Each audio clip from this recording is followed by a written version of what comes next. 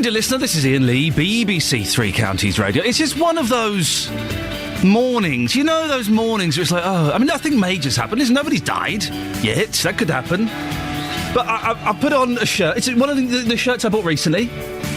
Fitted perfectly. If anything, was a little bit too long in the sleeve. Suddenly, it's half an inch short of the end of my hand. Yeah, I tell you why. Because we've got one of those flip-in washer dryers. So you wash it, and then it nukes the clothes about 90 degrees. So they come out all wrinkled. The kind of wrinkles you cannot iron. We'll start the show properly in a minute, don't worry. The kind of wrinkles you cannot iron, and your shirts are a bit small. And then I get a nice cup of coffee from Catherine Boyle, the, in inverted commas, newsreader here at BBC Three Counties Radio. And it tastes of washing up liquid. Now, the thing is, I'm not going to stop drinking it. Oh, I'm not going to stop drinking. I'm not going to waste this for the moment. So, pretty poor start. I've had to email my wife saying, can we, when we wash my shirts, can we not put them in the heat to dry a bit? I know, look at that. Look at the gender stereotypical roles that we are fulfilling there. Lots coming up on the show this morning, including a mortgage company says a Buckinghamshire woman's house is worthless because it's too close to the proposed HS2 route. What stopped you getting a mortgage in the past? They're vicious, aren't they? They're very vicious. Cheaper wigs are being provided on the NHS because of budget cuts. So many people are buying them from shops. Instead, we hear from a Luton company which has seen its sale of wigs increase. And details of Luton Town's game against Millwall have been revealed. Our rough football correspondent Justin Dealey is still trying to convince me to go. Well, I've emailed my missus to get permission. We'll see. We'll find out during the show whether I'm allowed to go, and we'll find out exactly what's happening in the next hour. Lots of ways to get in touch. Facebook.com/BBC3CR. You can send us a text, 81333. Start your text 3CR. New rules apply, please. Put your name on the text, otherwise it ain't getting read out on here. Or, look, at the start of the show, the phone lines are always free. So now's an excellent time to give us a call about any of this nonsense or anything you want to talk about. 08459 455 555. BBC Three Counties Radio. Also, there's lots to talk about the Polish recently after there's a story, I think, yesterday, that Tony Blair was being thanked by Poland. Well, the story about the Polish in the papers today is that the Polish is the second most spoken language in Great Britain. 1% of the population speak Polish. The next closest, 0.5%, is Punjabi. I would have thought it would have been the other way around. Well, I'm embracing that today. I'm embracing my Polish speakers. I realise this show is missing out on a huge audience, huge potential audience, by only speaking in English.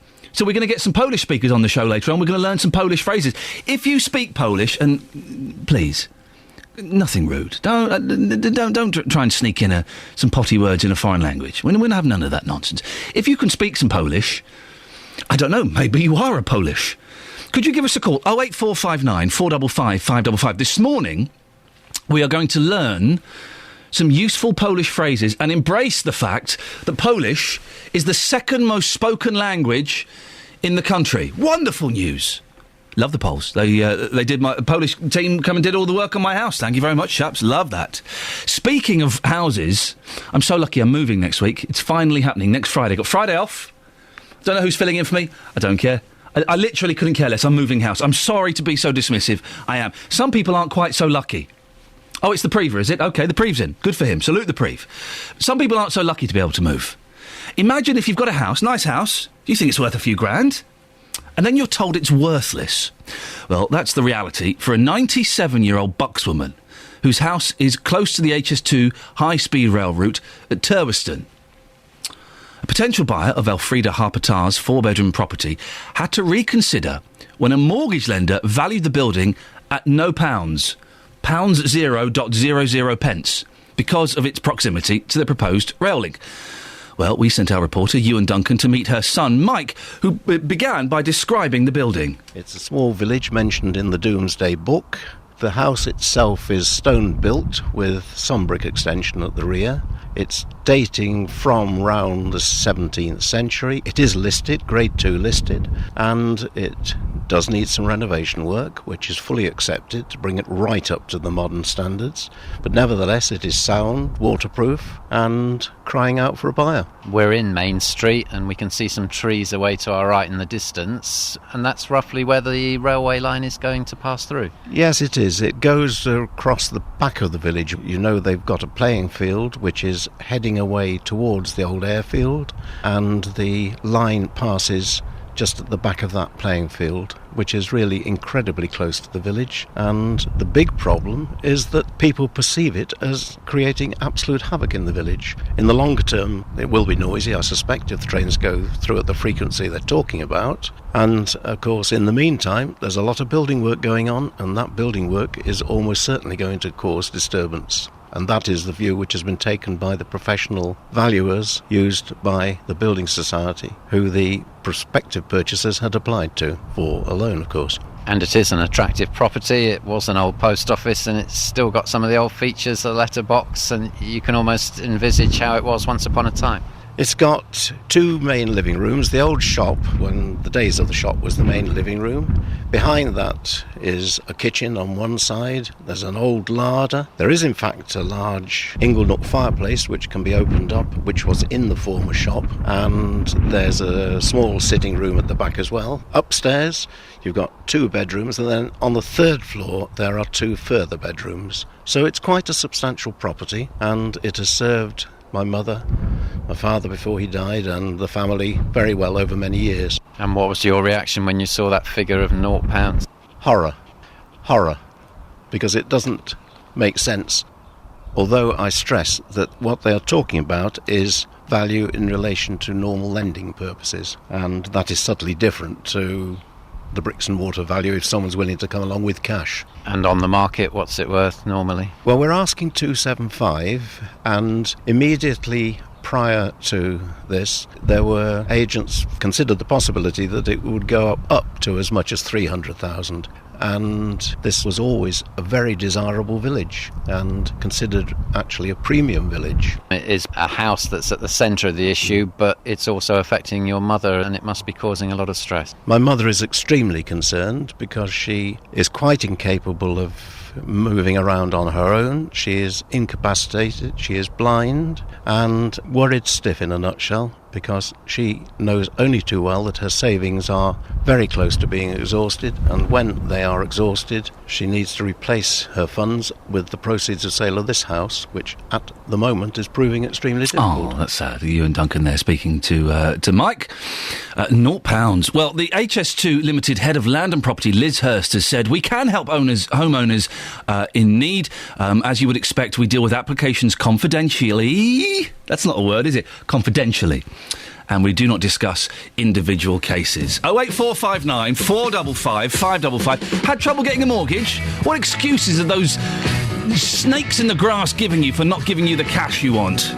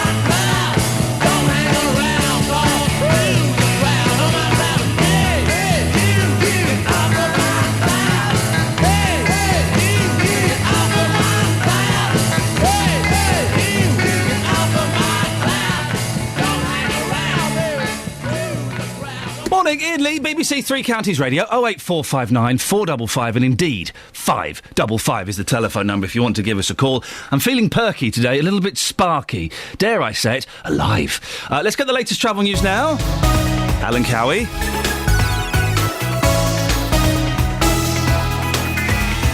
Beds, Hearts and Bucks travel. BBC Three Counties Radio. Good morning. It's pretty quiet on the roads. We've got no accidents or problems to report. The main A routes and the motorways all looking good. And just checked the trains. We've got a good service on all lines right now. Alan Cowie, BBC Three Counties Radio. He's in, he's out, he's off. Thank you, Alan. It's 6:15 on the button. It's, where are we? Thursday the 31st of January. Who'd have thought it? These are your headlines on BBC Three Counties Radio. A Bucks pensioner forced to sell her house to pay for her care home bills has been told the HS2 rail link has rendered it worthless. Police are appealing for witnesses after a gun was fired in Luton yesterday, leaving a woman with shrapnel wounds. In sport, Red Bull team principal Christian Horner has had his contract extended by the Milton Keynes-based Formula One team after being linked with a move to Ferrari. Coming up, big news for Luton Town as the schedule for the FA Cup fifth round fixtures is revealed before 6:30. We'll find out what time Luton will play Millwall and what it'll mean for the club. Weather today for Beds, Hearts and Bucks. Wet and blustery this morning, dry later. Top temperature of 10 degrees. BBC Three Counties Radio. And is the current Mrs. Lee going to give me permission to go to the football with Justin Dealey? Let's hope that maybe she doesn't. Mark Forrest, weeknights from 7 on BBC Three Counties Radio. Now, if we haven't met yet, I'm the new guy on from 7 on weekday evenings. Here's the promise. Lively and engaging discussion. Remarkable people with extraordinary stories to tell. All wrapped up in the best music from the last 5 decades. It's new, it's different, and I think you'll like it. Mark Forrest, weeknights from 7 on BBC Three Counties Radio. Yes, wake up now. Hey baby, won't you take a chance? Say that you'll let me have this dance. Listen.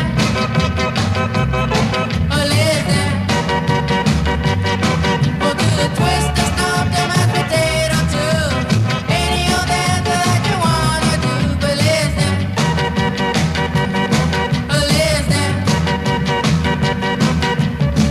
Hey baby, yeah, you throw me so. Hold me tight, don't you let me go. But listen.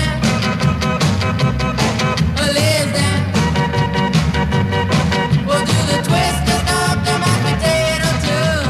Any old dance that you wanna do. But listen.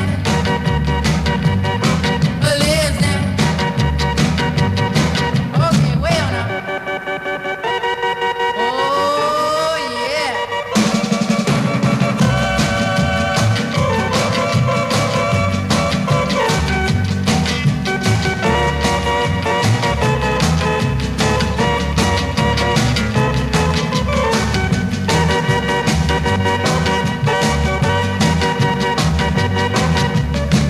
Hey baby, if you're all alone, maybe you'll let me walk you home. But listen.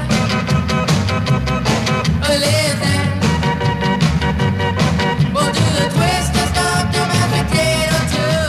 Any old dance that you wanna do. But listen.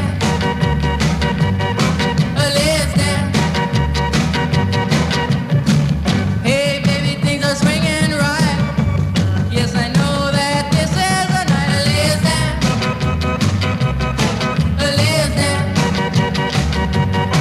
We'll do the twist, the stomp, the mashed potato too. Any old dance that you wanna do. But listen. Well, details of the next round of the FA Cup have been revealed. We knew that Milton Keynes Dons will be playing Barnsley in the fifth round at home, and we now know that the game will be on Saturday the 16th of February at 3 o'clock. There is an R there that you should pronounce. It's February. The R's there, why not say it? Luton Town are also playing that day against Millwall. I'm kind of hoping that I'm going to go to that match. It'll be my first football match ever. I've emailed my wife this morning. Let me just check the emails to see if she's replied. Yeah, what I've written... Do you want to hear what I've written? Hello, Saturday 16th of May. Saturday the 16th. May I please go to a football match for the radio? may I please go to a football match for the radio? Let's see what she says. She'll get back during the show. If I do go, it'll be with this man, our double denim correspondent, Justin Dealey. Double denim today, Dealey. Do you know what, Ian? It feels so wrong, yet it feels so right. Not many people could carry that off. I would suggest maybe Beyonce and yourself are the only two people in the world that could make that look hat. Yeah, maybe Brad Pitt as well. Bring Brad into the equation. Yeah, bring him in. Yeah, I'll bring an old man into the equation. Absolutely.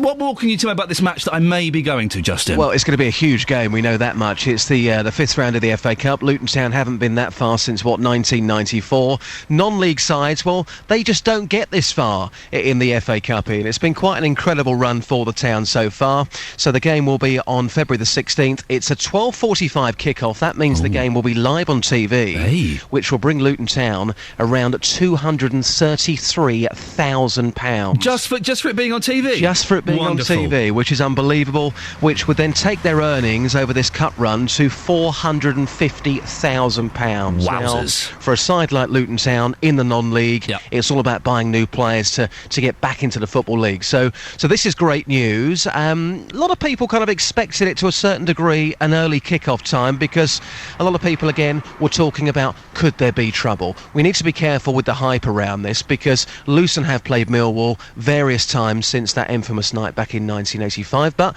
then again, people will look back to that because it's the first time Luton have played Millwall in the FA Cup at Kenilworth Road. Although it may be early, Ian, I've been out getting reaction from Luton supporters already. This is Peter. So Peter, a 12:45 kick-off on a Saturday afternoon. Is that good, you think? Yeah, definitely. I think certainly you want the game to go off as smoothly as possible. I don't think there'll be any trouble this time around. 25 years ago, a long time ago. So I'd like to think that, it'll go off relatively safely. I mean, people will accuse the media of hyping it up, but of course this is the first time Luton have played Millwall in the FA Cup at Kenilworth Road, so you can't blame them to a certain degree, can you? No, absolutely not. I think that first and foremost they've got to make sure that everybody's safe. I think it'll be a brilliant game. It's a brilliant opportunity for Luton. I mean, how often does a non-league club get this far in the Cup? So it's an absolutely fantastic opportunity. And just lastly, your memories of 1985, because you were there that night. It's a horrendous night, we all know that much. Anybody that was there will never forget it. In a nutshell, what's your memories of that night? It was horrific, really. The walk to the ground was fraught with danger. I mean, when we got to the ground, it was just absolutely awful. I mean, this time round I'm taking my son, he's 14, so got to make sure that he's safe. But it was a long time ago. The guys that were running around 30 years ago would be about 60 now, so I'd like to think that they're not going to be out there causing trouble. And Luton have played Millwall many times since 1985 with no trouble at all. Yeah, absolutely. I think at the time, the 80s, it was full of football hooliganism. I think the world's a different place now. Well, I like to think it is. Yeah. And over £200,000 to the club for this game to be televised live. That's, again, fantastic news for the club, because at Luton's level, it's all about the cash, isn't it? Oh, absolutely. The most important thing for Luton Town is to get out of this division. So, as great as the cup run is, it would just be wonderful to just go up. And I think all the Luton fans would take that rather than an FA Cup win. I said lastly about 3 questions ago. Thank you very much indeed for your time, and enjoy the game. Great, thanks very much. So the words there are Peter. So yes, this cup game is important. Yes, Ian, we hope to see you down at Kenilworth Road, but of course the ultimate for Luton Town at the end of this season is to get promotion back into the Football League. Tickets go on sale today at noon. That's to season ticket holders, so I think we can probably expect a bit of a queue at the ticket office at Kenilworth Road. And the club, do you know what, Ian? They haven't put the prices up for this. Good for them. Some clubs may have said, it's a massive game, we're going to put the prices up. Is that what happens in football? Yeah, because a club, of course, they can charge what they want to. And some clubs in the past, when it's been a big game, a big FA Cup game, they put the prices up because they know people will pay those prices. Fair play to those that run Luton Town. They haven't done that. So, Justin, as you know, I possibly am coming to this football match. Yes. I've emailed my wife. Saturday 16th, may I please go to a football match for the radio? She replied 3 minutes ago. Oh, come on. Yes. So no, hang on, because I've replied, Are you sure I don't have to?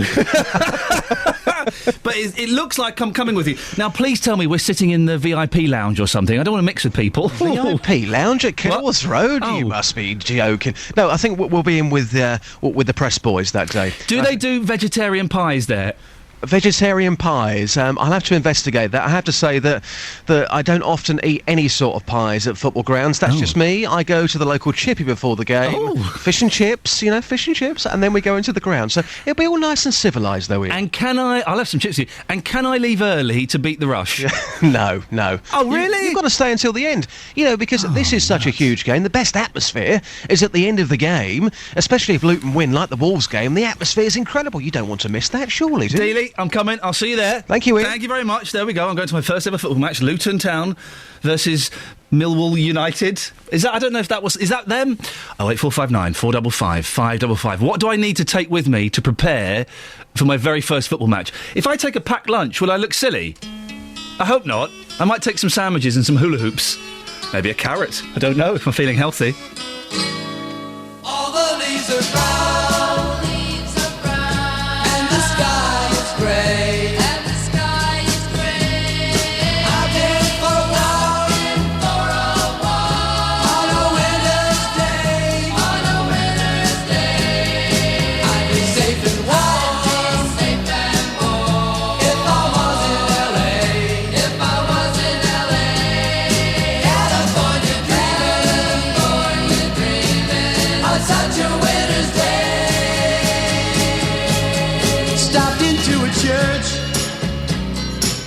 I passed along the way. Well, I got down on my knees and I pretend to pray. You know the preacher like the cold. He knows I'm gonna stay. California dreaming on such a winter's day.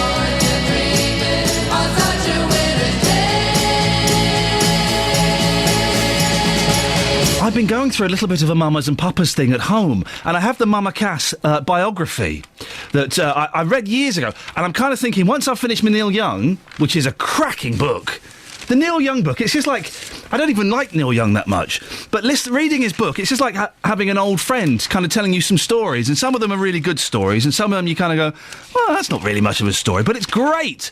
Anyway, the Mama Cass book is next. I'm trying to find a story in the newspaper, and I can't find it, but basically it's saying that Polish is the second most spoken language in this country. 1% of the population speak Polish. 0.5% is the next language, Punjabi, closely followed by Urdu. See, I thought Urdu would have been. I can speak Urdu. Oh, I can speak Urdu. I can count to. Yeah, I can speak Urdu. Ekdoti chapanche sadat nodas. That's 1 to 10. Kabuta, that's pigeon. I can speak Urdu, that's fine. I'm a little bit rusty on my Polish. I can say 2 phrases, and I think they're for adults only. I think my Polish friend at school, Stanley Kajava, told me these phrases, saying, "Oh, these will help you," and actually, they're quite rude.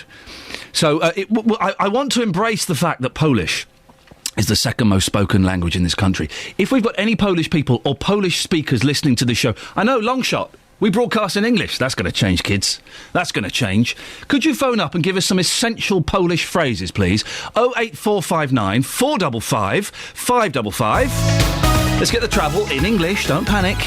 Alan Cowie. Beds, hearts and bucks travel. BBC Three Counties Radio. I have to say, I do know some. but- Whoa. What do you know? Well, my girlfriend's part Polish, so I know some, but mostly the bad words. This is the thing, when we learn foreign languages, Alan, why do we always go straight for the naughty ones? I know, I don't know, but yeah, so probably most of those are unbroadcast. Oh, in that case, let's carry on as we are in English, sir, thank you. Yeah, we've got some overhead wire problems on the trains between St Neots and Biggleswade, so the lines are open, but there are delays of up to 20 minutes between Peterborough and London King's Cross. So overhead wire problems between Biggleswade and St Neots, causing some slight delays for train services, but the road's pretty quiet, actually. Not much going on for the A1, the M25, the M1, all looking clear right now. No reported accidents or problems. Alan Cowie, BBC Three Counties Radio. Alan, thank you very much for doing it in English and without any indoor language of any language. Let's get the latest news and sport. Fingers crossed. She won't swear. Got a potty mouth on her. It's Catherine Boyle. Getting beds, hearts and bugs talking. This is BBC Three Counties Radio. Good morning. The headlines: a Buckinghamshire pensioner forced to sell her house to pay for her care home bills has been told the HS2 rail link has rendered it worthless. Police are appealing for witnesses after a gun was fired in Luton yesterday, leaving a woman with shrapnel wounds.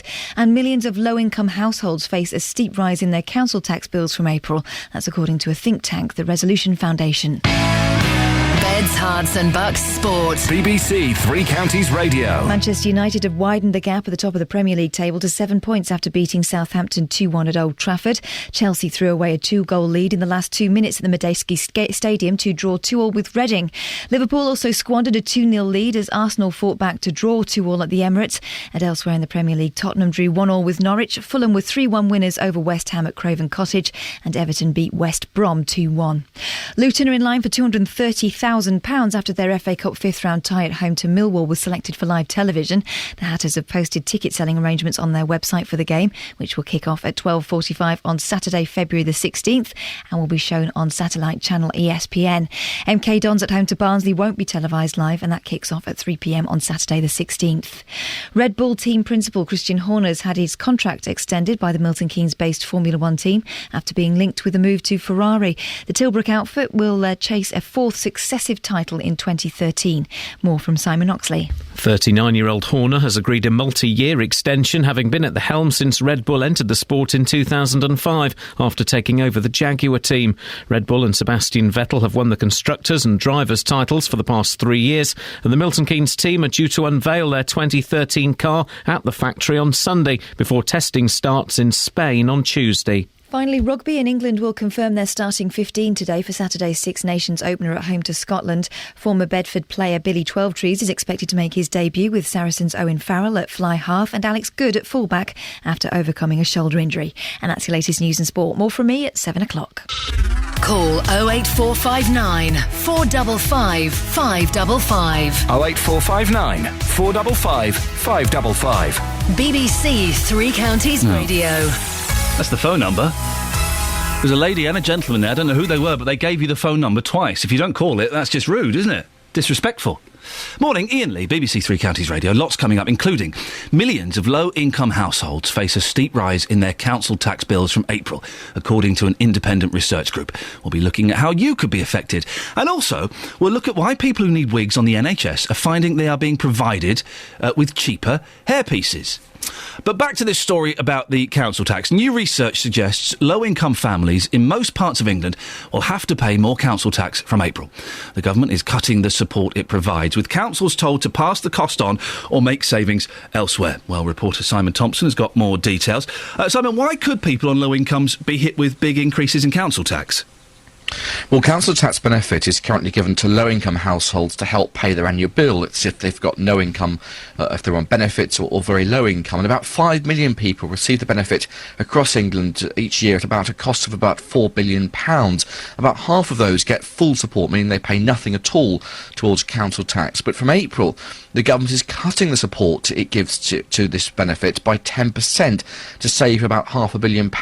And it's changing the system so that the onus will be on councils themselves to decide who gets that benefit. So councils will have to decide whether to pass on that cut onto local residents or not. Some authorities are finding savings elsewhere, or other ways to raise money to avoid passing on the cut in benefits to council tax payers. But the report by the Resolution Foundation, which is a think tank, suggests that 3/4 of local councils in England are going to demand more money from the lowest income households. And on average, a typical bill could rise between £100 and £250 a year, some even more. A huge increase, of course, for those on very low and fixed incomes. Why is the government making these changes? Is it just to save money? It's both. It's to save money, and also because it believes this is a way of actually encouraging people, believe it or not, back into work. They're reducing the benefit and encourage them, supporting them to get back into work as quickly as possible. The ministers say the total paid out in council tax benefit has doubled under the last government, and welfare reform is vital to tackle the budget's deficit. Government says more money is currently spent on benefits than on defence, education and health combined, and it says there's no need for councils to ask the lowest income households for more money. Instead, they should find more efficient ways, they say, of operating, protecting the vulnerable and delivering better value for money by finding efficiencies elsewhere. Now, the local government minister, Brandon Lewis, says we're cutting council tax in real terms for hard-working families and pensioners, and we're on the side of people who work hard and want to get on. But certainly the Local Government Association, which represents local authorities, says paying the tax will be pretty low down the priority list, when of course you've got to feed yourself and feed your children, and that could mean overall collection rates for the council tax go down, meaning less money for all council services. What are the councils saying then? Well, many councils accuse ministers of devolving responsibility entirely from themselves and passing it on to councils, and what is for really a hugely controversial cut. There are 326 councils in England, and they could be left with a shortfall, they say, if they intend to maintain levels of existing payments to those on low incomes for council tax contributions. Some are trying to find the savings elsewhere in their budgets, but at least 40 local authorities have decided to maintain the current levels of support. But many in local government really feel that councils could be left with a real financial black hole, because the cost of pursuing people through the courts, of course, could be much higher than the amount actually owed. And some are seeing this as the poll tax, likening it to the change back in the 1980s, of course, in that people are asked for a contribution regardless of their ability to pay. And what's been the reaction elsewhere? Well, Gavin Kelly from the Resolution Foundation says millions of England's poorest households, both in and out of work, are already, of course, very close to the edge, and they're going to find this change very hard to cope with. Labour says the policy is deeply unfair and will cause havoc with hundreds of thousands of people unable to pay their bills. And we've already mentioned the Local Government Association. They're saying that, really warning that collection rates could go down, meaning there's actually less money ultimately in local government coffers to pay for existing council services. Simon Thompson, thank you very much indeed. Well, does that worry you? I'd be slightly concerned. 08459 455 555. Do you think that's fair? That if you're on a lower income, get a little bit of help with your council tax, that might be withdrawn in an attempt to save money. Or maybe, excuse me, frog in my throat, you're thinking, well, hang on, why should anyone get help with their council tax? I've got to pay it. Why should they not pay it? I remember I lived alone for a couple of years and was paying my council tax. I split up with a girl. She moved out. These things happen. It's life. And then someone said, you know you can get a reduction on your council tax for living on your own. I didn't know that. Oh, I was straight in there. Got a rebate. It was wonderful. I love rebates. But what do you think? 08459 455 555. Should people on lower incomes, these people, how patronising, should people on lower incomes be helped out, or should everyone pay the same? I've got to say, we've got some cracking music this morning. Kelly Betts has sorted out some wonderful tunes for us. Bit of Otis Redding, Dock of the Bay. Oh, yes, please. Sitting in the morning sun, I'll be sitting when the evening comes, watching the ships roll in, and then I'll watch them roll away again. Yeah, I'm sitting on the dock of the bay, watching the tide roll away. Ooh, I'm just sitting on the dock of the bay, wasting time. I left my home in Georgia, headed for the Frisco Bay, 'cause I've had nothing to live for, and look like nothing's gonna come my way. So I'm just gonna sit on the dock of the bay, watching the tide roll away. Ooh, I'm sitting on the dock of the bay, wasting time. Look like nothing's gonna change, everything still remains the same.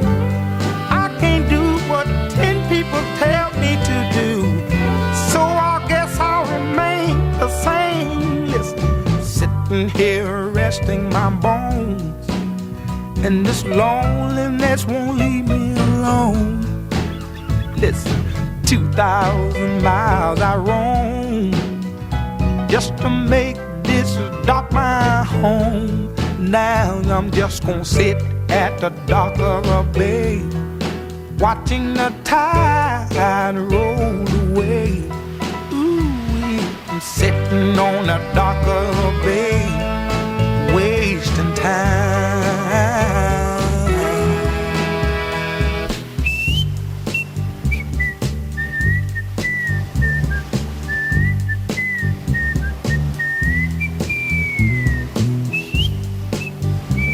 Here we go, look. The Independent, page 5, proper news. Polish makes itself heard as the new voice of Britain. More than 500,000 people in the UK speak Polish as their first language. So here are your top 10 of languages spoken in the United Kingdom. Hang on. 1, 2, 3, 4, 5, 6, 7, 8, 9, 10. Yeah, we can do top 10. Okay, so number 10. We can. I think. Number 10. This may go horribly wrong.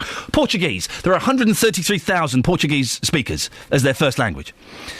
What? Number 9 is Chinese, right? But that excludes Mandarin and Cantonese. What? Well, hang on, how many languages have these crazy Chinese got? Number 8, French, with 147,000 people with French as their first language. Really? I don't think I've ever met a French person in England. No, I haven't. I've never met a French person in England. You think about it, you haven't, have you? Ever. Even in, what's that? There's a chain of French restaurants where everyone speaks with their French accent, but I don't think they're French. I'm not going to say it on the air. Yeah, that's the one. Yeah, that's the one. I don't want to say it in case it's libelous, because maybe they are French, but their French accents are so over the top. Would you like a baguette with that, monsieur? I don't think that they are French. It's only a little bit racist, don't worry. At number 7, Arabic, 159,000. Yes, I've met some Arabic speakers. Number 6, Gujarati. You're welcome. At number 5, Bengali. Number 4, Urdu. Number 3, Punjabi. So number 2 is Polish. And can anyone guess what the number 1 spoken language is in Great Britain? Anybody? Anybody? No, it's not German, Ollie. No. It's English. It's English. There we go. Who'd have thunk it? Today we're celebrating the magic of the Polish language. Polski sklep. That's, I don't know if that's how you pronounce it, but that's Polish shop. Because I've seen that written down. I have no idea how to pronounce it. I want some Polish speakers on the air, please. I believe Adili is out and about trying to find some for us, and we will speak to them a little bit later on. Let's have a look at the front pages. The Independent. New poll tax blow for UK's poorest. So that's the story we were just talking about there. Reforms leave millions facing bills of up to £600. Now, this is interesting. Remember that runner, that young lady, Claire Squires, who collapsed and died in the marathon last year? And it was all very sad, a mile from the finishing line. And in the end, she raised like £1.2 million for the Samaritans on her Just Giving website or whatever it was. Well, it turns out she'd taken an over-the-counter stimulant, which has since been banned, which is likely to have contributed to her death. I'm never, ever... Every station I've worked in, do you fancy doing the London Marathon? No. It's never, ever going to happen. I'll write you a cheque. What do you want, 50 quid? 75 quid. If it's children's charity, 80 quid. But no, I'm not going to run the marathon. And if I ever did run the marathon, I would do it and not get sponsored. I do it for my own self. I hate that thing. I'm running the marathon. Just wonder if you fancy sponsoring me. Well, I don't really, but you've asked me, so I can't say no now because I'd look like a complete backside, wouldn't I? The email goes round. Hi, guys. You don't know me. It's Tony from Accounts. Anyway, I'm running the London Marathon. It's for spina bifida. Would you be able to sponsor... Well... Now you've asked me and you've mentioned the charity, I have to say yes. When my natural reaction, it's for cats with asthma. I'd rather... Listen, they're all good charities and they raise a lot of money, but I'm just saying I would rather write a cheque and never run a marathon. Never running it. The Daily Telegraph. No more defence cuts, says Cameron. To think like a superhero, pretend that you are one. Here we go, this is my boy again. It is by no means an excuse to wear your pants on the outside, but acting the part of a superhero can make you start to behave like one in real life, a study has found. Jeez, really? Why don't you go and study what causes cancer? Yeah? Why don't you go and study what drugs might stop AIDS happening? Scientists who created a virtual reality environment that enabled volunteers to fly like Superman found that the participants were more helpful to others afterwards. Really? The Daily Telegraph is rapidly turning into the Sun. Let me do two more, then we're going to get the travel. The Times. Charity at heart of massive tax avoidance scam. One of Britain's biggest charities is a front for tax avoidance. Wealthy donors use the Cup Trust to avoid £46 million in tax and an extensive abuse of gift aid incentives. The registered charity raised a total of £176 million over the 2 years. In 2010, it attracted more donations than the RSPB, the Heart Foundation or the Salvation Army. But instead of using the money for its stated objective to improve the lives of young children and adults, it carried out trades. Oh, I see. OK, right, the naughty business. And The Guardian. Prince Charles is on the tube. This is brilliant. You see this? There's a brilliant picture of Prince Charles, like, on the tube, right? It's brilliant. I think this is so cool. Prince Charles and the Duchess of Cornwall take a tube to King's Cross. He's not been on the tube for 27 years, OK? Do you know how he got to the tube? In a chauffeur-driven limousine. Isn't that brilliant? He didn't get the bus, like you or me. Didn't walk. He got a chauffeur-driven limousine to get on the Metropolitan line. Fantastic. Travel news now, Alan Cowie. Beds, Hearts and Bucks travel. BBC Three Counties Radio. Bet you that train was spotless. We've got 20-minute delays on the trains in and out of King's Cross right now. There's overhead wire problems between St Neots and Biggleswade. The lines are open, but delays of up to 20 minutes on all trains in and out of London King's Cross. The roads are looking OK, actually. It's fairly quiet, not much going on the motorways. Roadworks near Buckingham on the A421 near the Total Roundabout, and the Dunstable Road in Flitwick. There's some roadworks around the junction with Church Road. Alan Cowie, BBC Three Counties Radio. Alan, thank you very much indeed. I'm a little bit late for the news because my wife has just said, no, please go. It will be nice to get you out of the house for the day. So I'm definitely going to Millwall versus Luton. We'll discuss this more in a bit. 6:47. Look at the time. It's Thursday, the 31st of January. These are your headlines this morning on BBC Three Counties Radio. A Buckinghamshire pensioner forced to sell her house to pay for her care home bills has been told the HS2 rail link has rendered it worthless. Police are appealing for witnesses after a gun was fired in Luton yesterday, leaving a woman with shrapnel wounds. In sport, Luton's FA Cup fifth-round tie at home to Millwall has been selected for live television. It'll net the club a £230,000 windfall. I'll be going.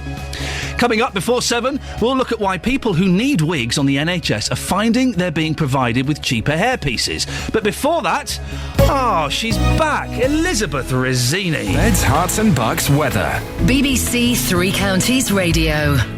Hello, a very good morning to you. Back after 5 days. Beautiful, a beautiful holiday. Although Wendy Hurrell is excellent. Thank you very much. I'll pass that on. Well, I bring back the wet weather. I know we've had quite a lot over the last few days. It's here again today. We've got it pushing in from the west at the moment. That's going to be pushing off, I think, through the mid-morning, but certainly a very wet rush hour for most of us, with some blustery showers following on behind. So wet and windy for much of the morning, but lots of dry weather around this afternoon, with some good spells of sunshine too. Everything's on the mild side. Temperatures up to 9 or 10 degrees later on in Luton and Stevenage and Aylesbury as well. That's 50 in Fahrenheit. So not feeling too bad. Certainly if you find a sunny spot, then it'll feel quite nice for January actually. Overnight tonight, a dry first half of the night, and then we've got more rain coming in as we head into tomorrow morning. A very soggy start to the day tomorrow. Some rather large puddles from this. A lot of rain within a short space of time. We've got a Met Office warning out for rain tomorrow. That rain will push off during the course of the morning, but it will be a very wet start to the day. Some longer spells of rain around tomorrow afternoon and a northerly wind, so it's all going to feel much colder again by the time we get to Saturday. We'll probably see a little bit of sleet, perhaps even some snow over the Chilterns as well on Friday night, but not elsewhere, don't worry. That's the forecast. Thank you, Elizabeth. I'll be honest, we got better weather with Wendy, didn't we? Every Saturday morning from 9, we play the songs from your youth. Such as the Beatles, the Rolling Stones and ABBA. So yes, you'll hear the classics, but also those surprise songs as well. Your music, your memories. Plus, of course, your chance to test my jukebox of 1 million records. School's Out with Justin Dealey. Every Saturday morning from 9 on BBC Three Counties Radio. Such as the Beatles, the Rolling Stones and ABBA. Dealey's double denim today. Double denim Dealey. There's a TV format in that, isn't there? Now it's time for Double Denim Dealey. This week, Dealey wears some double denim in a castle in Scotland. 08459 455 555. I'm going to my first ever football match. Luton versus Millwall. What do I need to take with me? What do I need to do? Are there some chants that I should be learning? I don't want to look left. I don't want to feel left out. So-called Mr. Rock and Roll is dancing on his own again, talking on his phone again to someone who tells him that his balance is low. He's got nowhere to go. He's on his own again. Rock chick of the century is acting like she used to be, dancing like there's no one there. Before she ever seemed to care, now she wouldn't dare. It's so rock and roll to be alone. And they'll meet one day far away and say, I wish I was something more. And they'll meet one day far away and say, I wish I knew you. I wish I knew you before.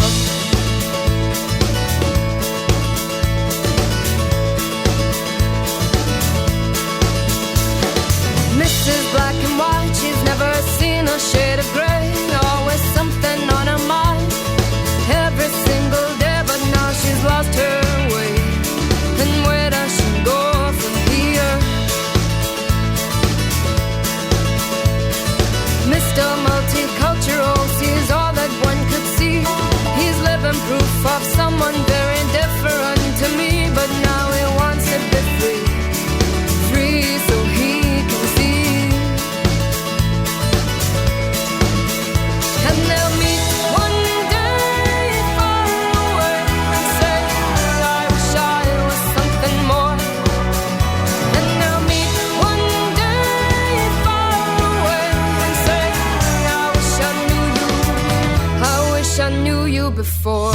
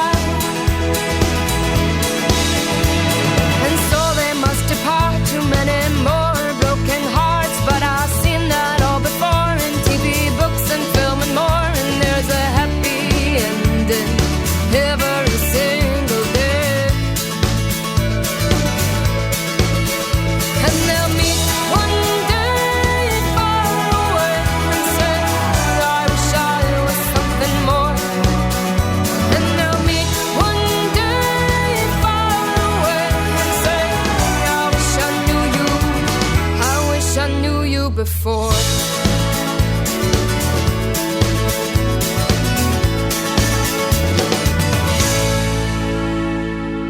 Well, lots of you are being very rude about what I should take to the Millwall-Luton match. People saying body armour, clean pair of pants. Come on now. Facebook.com/BBC3CR. It's up there. Ian is going to Luton Town versus Mill. Unless something happens. This is not 100%, OK?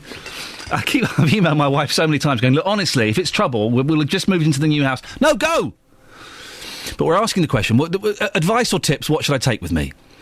Well, Trudy Wren says the obligatory scarf. Do people still do that, like at Bay City Rollers concerts? They do that where they... New blues. What colour are Luton Town? Are they the blues or the reds? Laura, producer Laura, do you know, are they the blues or the reds? Reds. OK, come on, you reds. Come on. What are they? Orange. They're the orange. Come on, you oranges. So I'll do that. Toilet roll, she says as well. Why would I need toilet roll? They have toilet roll there, don't they?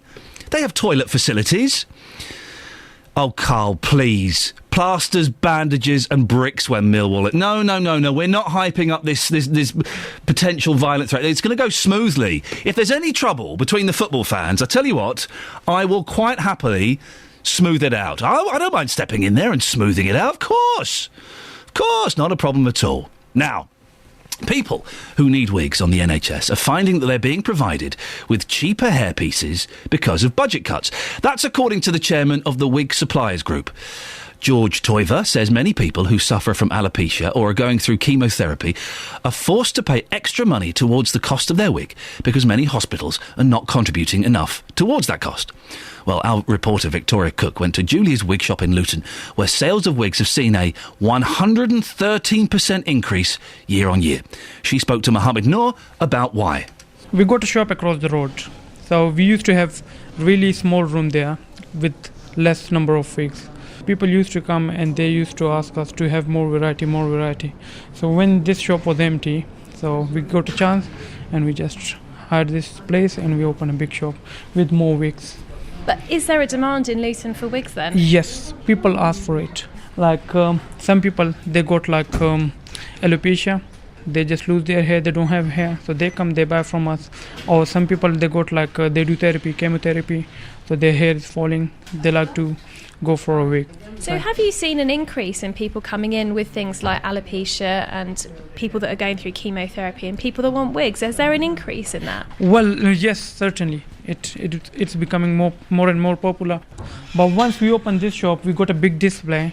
So people from different area comes. From Milton Keynes, Stevenage, Dunstable. So they come as well. I imagine for people that are losing their hair, this must be a lifeline for them. Yeah, certainly it is. Lifeline for them because, well, normally they put hats on. But with the hairstyle, they can do and they wear wigs and they go out, no one knows. That's how we go. It must be quite an emotional thing for someone who perhaps is losing their hair. They come in here and see one of your wigs and you transform them. Yeah, sometimes, when people comes, they see and they said, oh, we're going to tell more of our friends as well. Because some of them who are working in hospitals and they deal with people suffering from therapies or alopecia, so they tell most of their friends and they come as well. So it becomes more and more popular. And how important do you think it is for people who perhaps are suffering from cancer or alopecia to come in and get a wig? How important do you think it is for them? To be honest, nowadays everyone wants to look pretty. So to have nice hairstyle adds charm to their beauty. I think if they put on wigs, they don't feel shy. Well, later on I do apologise, sir, excuse me. Later on we'll speak to George Toiver, the chairman of the Wig Suppliers Group, and we want to hear from you. Do you wear a wig? Excuse me. Why and how important is your wig for you? Excuse me, I do apologise. How rude. I should have put the microphone down. You didn't want to hear me having a clarty throat, did you? Well, you heard it. You got it live on BBC Three Counties Radio. Iain Lee having a cough. Because I would imagine that there are now more women wearing wigs, because men being bald, it's not such a big deal now, is it really? Very rarely do I see a gentleman wearing a wig, or do I notice? You can always tell when it is a wig, can't you? I saw a fella in Sainsbury's not too long ago. He had a wig on. It was inside out. I know. It was inside out. And he looked fine, he was fine. He wasn't bonkers or anything. He's obviously got dressed in a hurry. We've all done that. We left our flies open, not buttoned up all the buttons on the shirt. He put his wig on inside out. Do you wear one? 08459 455 555. And why is this important for you? Do you think the NHS should spend more on wigs? 08459 455 555 is the telephone number. You can go to the Facebook page, facebook.com/BBC3CR, or you can send me an email, 3cr@bbc.co.uk. That's also, if you want to get in touch with us when we're not on the air, during some of the other shows that are broadcast, do send us an email and just mark in the subject heading Iain Lee or breakfast, and it will get to us. And that's a great way to get in touch. If there's something happening near you that you think, oh, well, BBC Three Counties aren't covering this, and they should, send this in. We'll have a little look at it. You might get to meet Victoria Cook or Justin Dealey. How exciting would that be? Dreams can come true. Look at me, babe. I'm into you. Anyway, sorry. Travel news now. Alan Cowie. Beds, Hearts and Bucks travel. BBC Three Counties Radio. Well, on the trains, there are delays of up to 20 minutes on the East Coast Main Line. That's train services to and from London King's Cross because of overhead wire problems between Biggleswade and St Neots. On the roads, the M1 southbound now looking slow from junction 12 Flitwick towards 10 at Luton Airport. And just short delays on the anti-clockwise M25 from junction 16 the M40 round to 15 at the M4. Alan Cowie, BBC Three Counties Radio. Alan, thank you very much indeed. 08459 455 555. Two things I'm after this morning from you. Quite often we supply all the content, but every now and then I kind of look to you, dear listener, to maybe help us out a little bit where we are missing. Two things. First thing is, I'm going, probably, to the Millwall-Luton match a week Saturday. Never been to a football match before. What should I take with me? Do you know any chants? Do I need to take a packed lunch? Some hula hoops? And also, we're celebrating the fact that Polish is the second most spoken language in Great Britain. Could you phone up and teach me some Polish phrases? Here's the news with Catherine Boyle. Getting beds, hearts and bucks talking. This is BBC Three Counties Radio.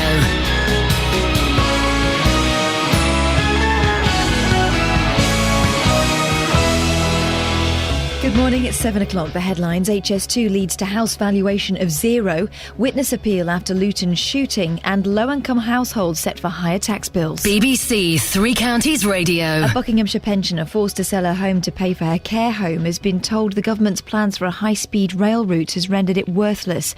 Elfrida Harper-Tarr found a buyer for the house in Turweston, but they pulled out when the mortgage lender valued it at 0 because of its proximity to HS2.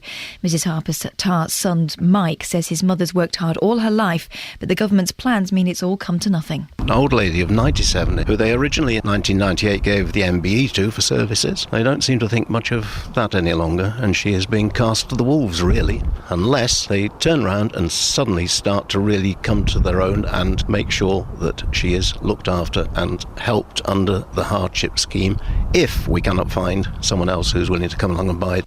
Police are appealing for witnesses after a gun was fired in Luton yesterday, leaving a woman with shrapnel wounds. It's thought the victim and her partner were involved in an argument with two men on Russell Street at around 2 p.m. Officers are trying to trace a white car with a long bonnet seen heading away from the area after the incident.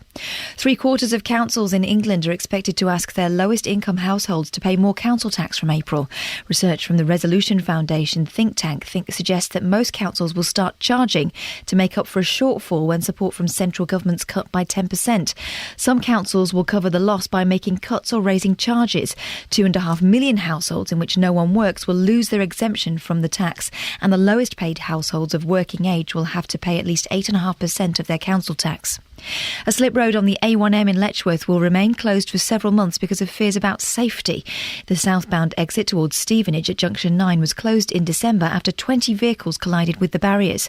Motorists who'd normally use the slip road are having to take a diversion. Chris Shaw from the Highways Agency said there was no single reason for the accidents. Information we're receiving from Hertfordshire Police indicates in most cases it's loss of control or high speed by vehicles coming down the free-flow slip road from the Baldock bypass. A group of MPs is urging the government to rethink plans to scrap GCSEs in core subjects in England. The Education Select Committee says there's little evidence the replacement English baccalaureate certificates will help less able students. Ministers say the new exams are needed to raise standards.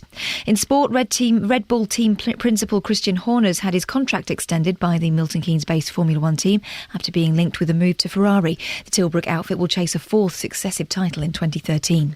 The weather wet and blustery this morning, but drier later with a top temperature of 10 degrees Celsius, that's 50 Fahrenheit. There's more news and sport online at bbc.co.uk/3 counties. BBC Three Counties Radio, first for news.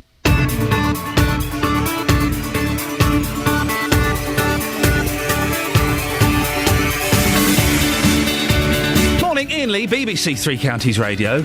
Lots coming up on the show this morning, lots. Including what stopped you getting a mortgage in the past. They make it difficult, don't they? They really do make it... Oh, no, we're lending now. No, I'm moving house. My mortgage is going to be less because of where we're moving from and moving to. It's going to be less. I still had to jump through hoops to get a lower mortgage. I said, but hang on a sec, hang on. I'm paying off bits of my mortgage. You're going to be lending me less money. Well, you know, it was a nightmare. Well, as you heard in the news, a 97-year-old woman selling a property in Buckinghamshire has been told her house is worth nothing because it's so close to the high-speed 2 rail route. Cheaper wigs are being provided on the NHS because of budget cuts. Many people are having to buy them from shops instead. Have you found that it's difficult to find a wig that suits you? And Polish has become the most commonly spoken non-native language in England and Wales. I want some Poles on the air this morning talking to me in Polish. 08459 455 555. BBC Three Counties Radio. Can I just say, the G2, the Guardian, pull out. They're stealing this show. So, page 3. Sheila Fogarty on the radio. Had a mouse in the studio. Yeah, we did that over Christmas. We did that. Had a mouse in the studio over Christmas. Got there first. Page 2. My hunt for the £8,000 art gallery cheque. Somewhere inside Milton Keynes... We did this story yesterday, I don't know if you remember. Somewhere inside Milton Keynes Gallery, artist Thomas Georgeson has hidden a blank cheque for £8,000 and word has already spread. Come midday on Wednesday, the area is busier than usual. Standing outside the glass doors 10 minutes before opening is 74-year-old Vince Moxon. I've come for the aesthetic value of the contents of the exhibition, he says. No, not really, I'm here for the cheque. We did this, and we did this yesterday. The more I think about this, I think this is a wind-up. I don't think this Thomas Georgeson chap has actually put a cheque. And I put this out to you, Mr. Georgeson. If you've put a cheque in that gallery, come on the air and tell me you've put it there. Because I don't believe you have. He was supposed... I've got friends in the 1 and 6. 1 and 6? Oh, sorry, the 1 o'clock news and the 6 o'clock news on BBC Television. Yeah, that's right, the 1 and 6. And they phoned me up to say, we believe you spoke to the artist yesterday. We said, no, we couldn't get hold of him. And they told me he was due to be on the 1 o'clock news and then he pulled out.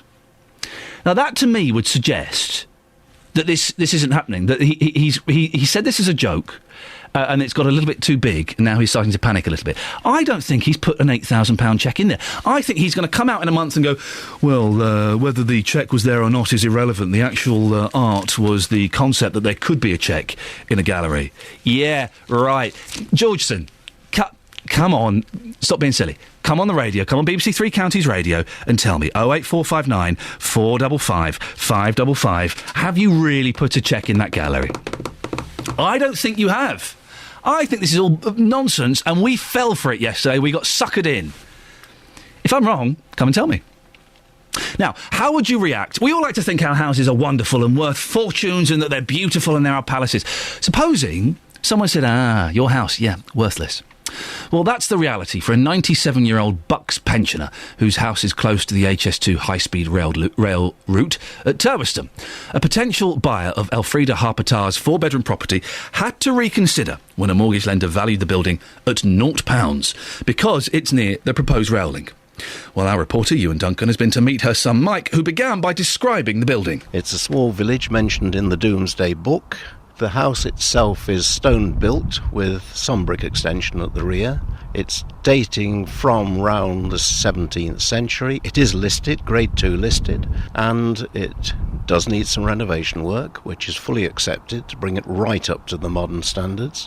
But nevertheless, it is sound, waterproof, and crying out for a buyer. We're in Main Street, and we can see some trees away to our right in the distance, and that's roughly where the railway line is going to pass through. Yes, it is. It goes across the back of the village. You know, they've got a playing field which is heading away towards the old airfield, and the line passes just at the back of that playing field, which is really incredibly close to the village. And the big problem is that people perceive it as creating absolute havoc in the village. In the longer term, it will be noisy, I suspect, if the trains go through at the frequency they're talking about. And, of course, in the meantime, there's a lot of building work going on, and that building work is almost certainly going to cause disturbance. And that is the view which has been taken by the professional valuers used by the Building Society, who the prospective purchasers had applied to, for a loan, of course.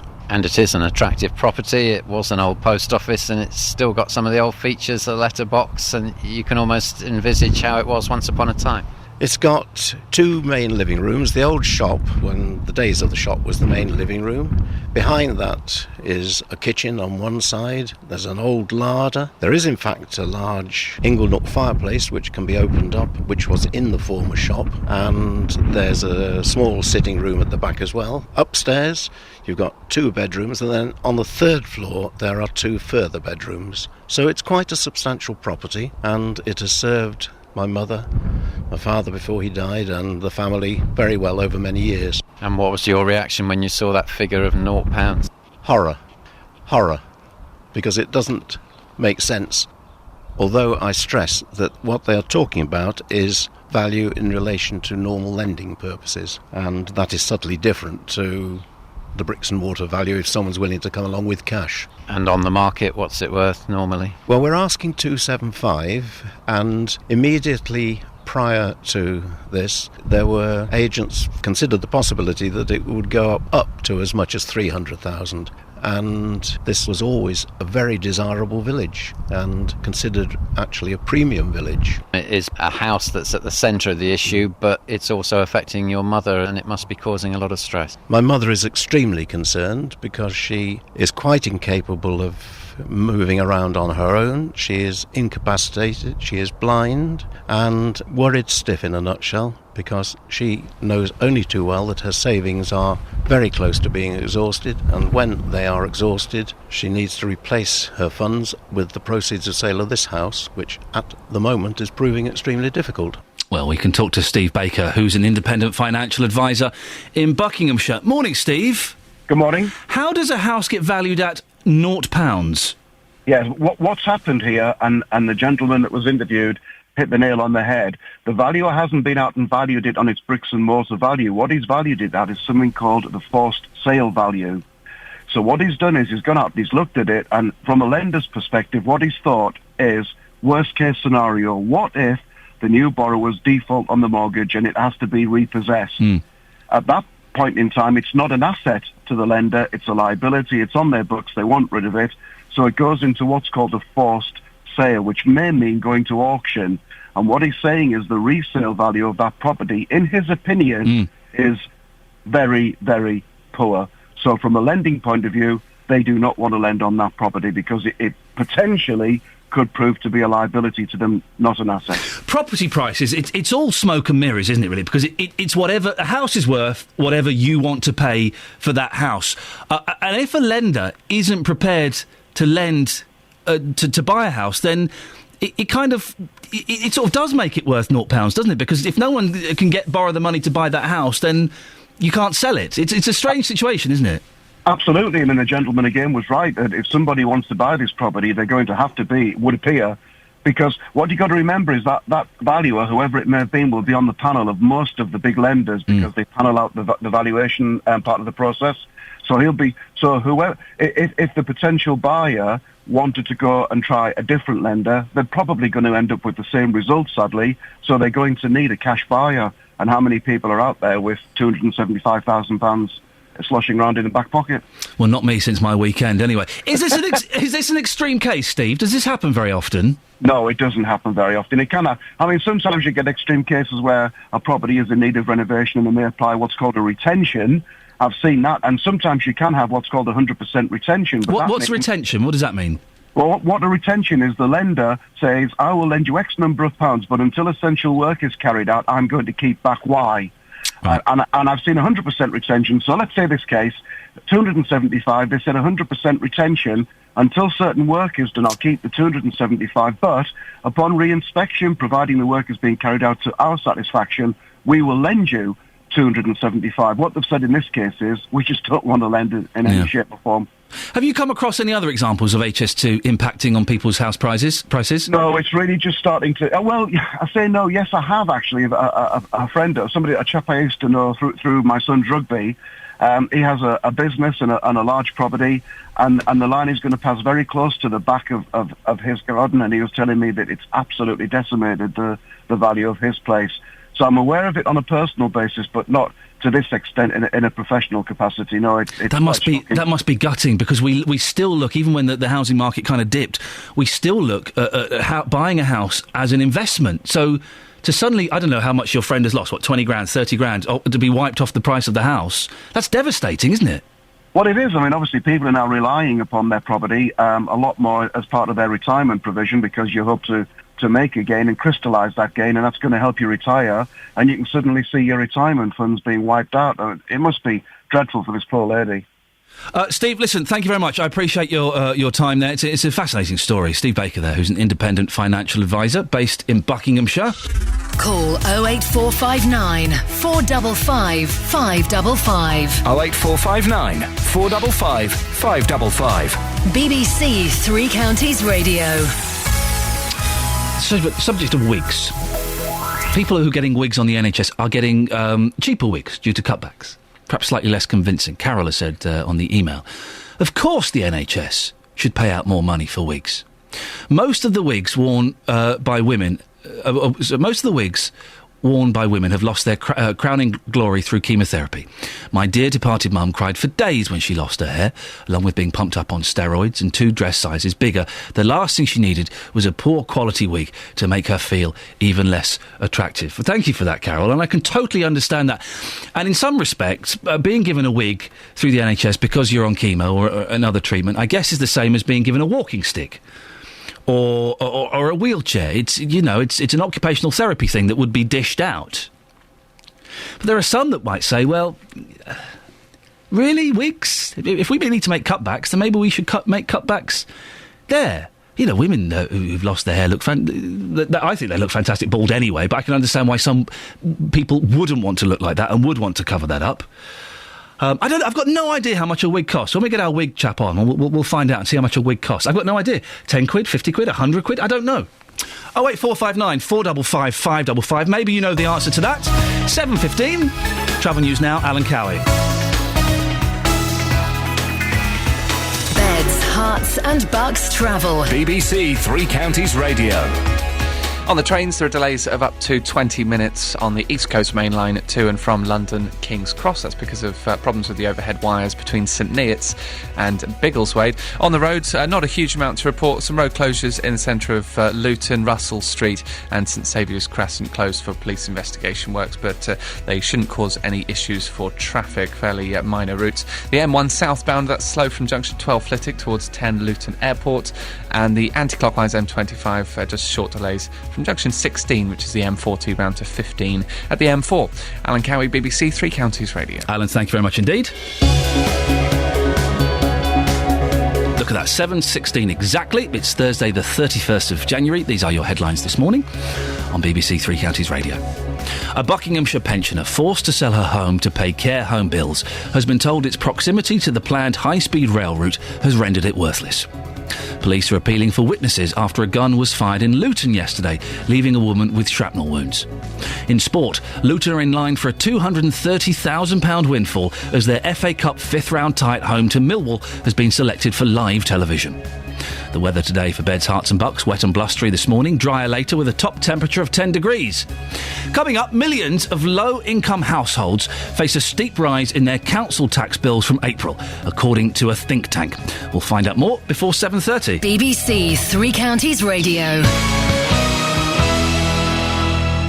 This weekend. You will not see more commitment from sportsmen in their lives. Fierce rivals. The tackles come flying in. Huge hit there. That was a crunching tackle. Lovely neighbours. This is a cracking contest. Great atmosphere. What an incredible game of rugby. The Six Nations. Busting through the tackles. Can you believe it?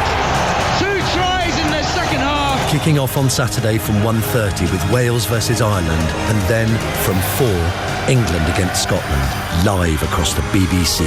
And this morning we've been talking about the impact of HS2 on house prices, and we've been looking at the story of Elfrida Harper-Tarr, whose 4-bedroom property has been basically...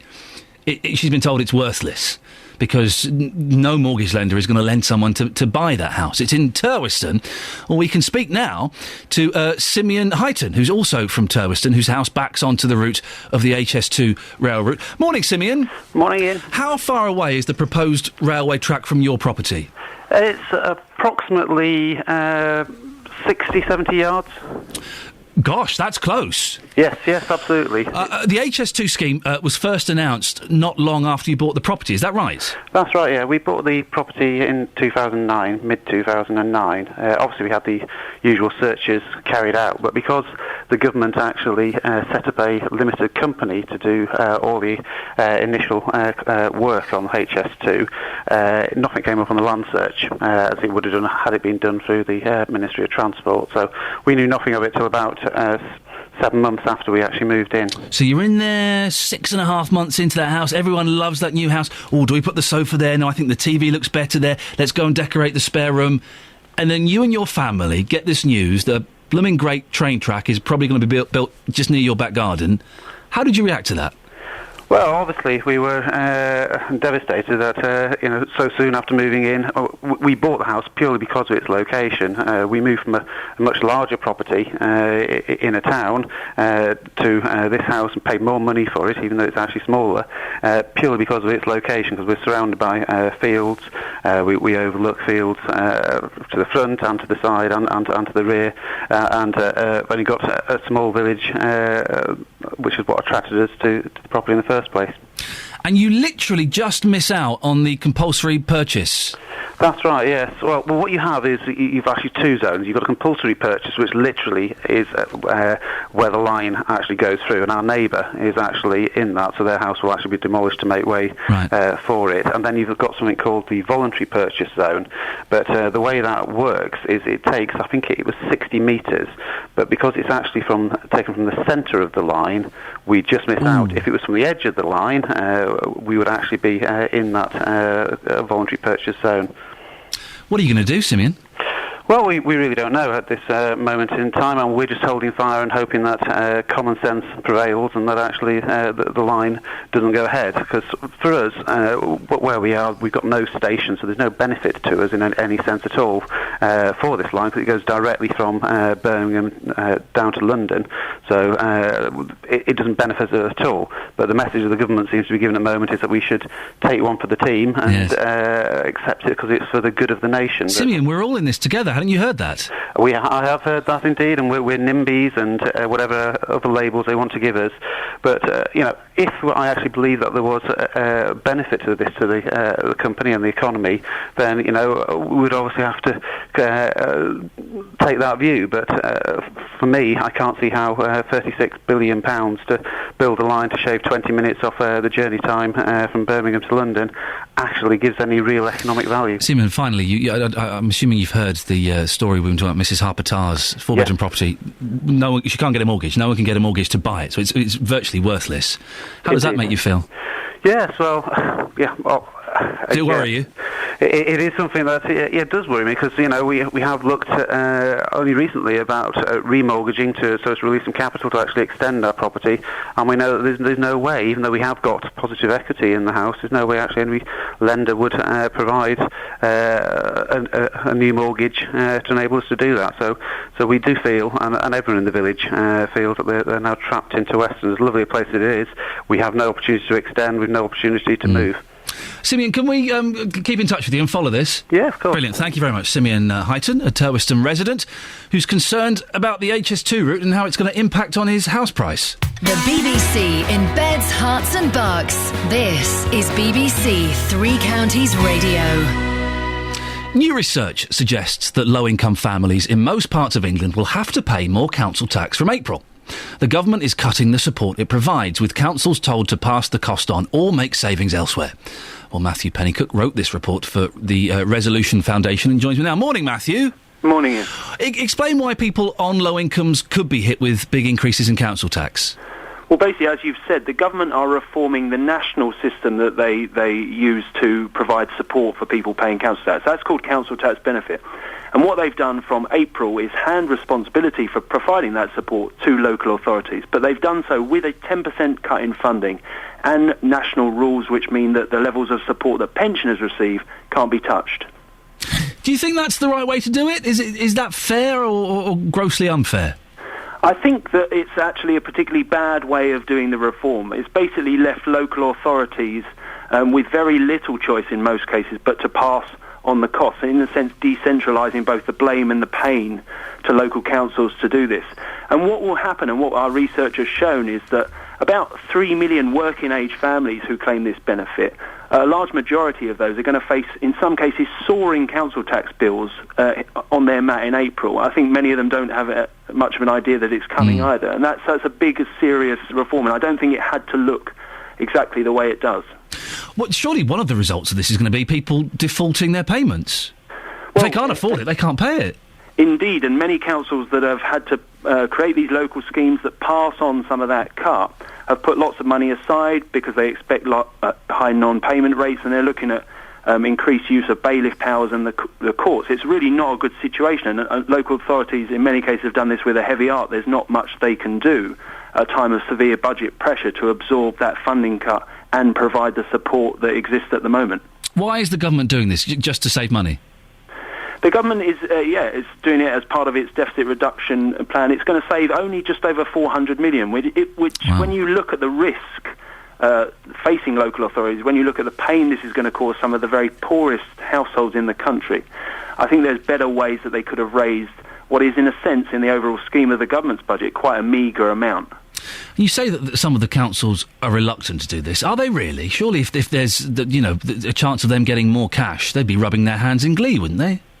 I genuinely don't think they do, partly because of the problems they already have in collecting council tax off very low-income families. It's going to cause councils a massive headache trying to collect this money. And it's households which we know face stagnant wages, rising living costs and ongoing cuts to tax credits and other support.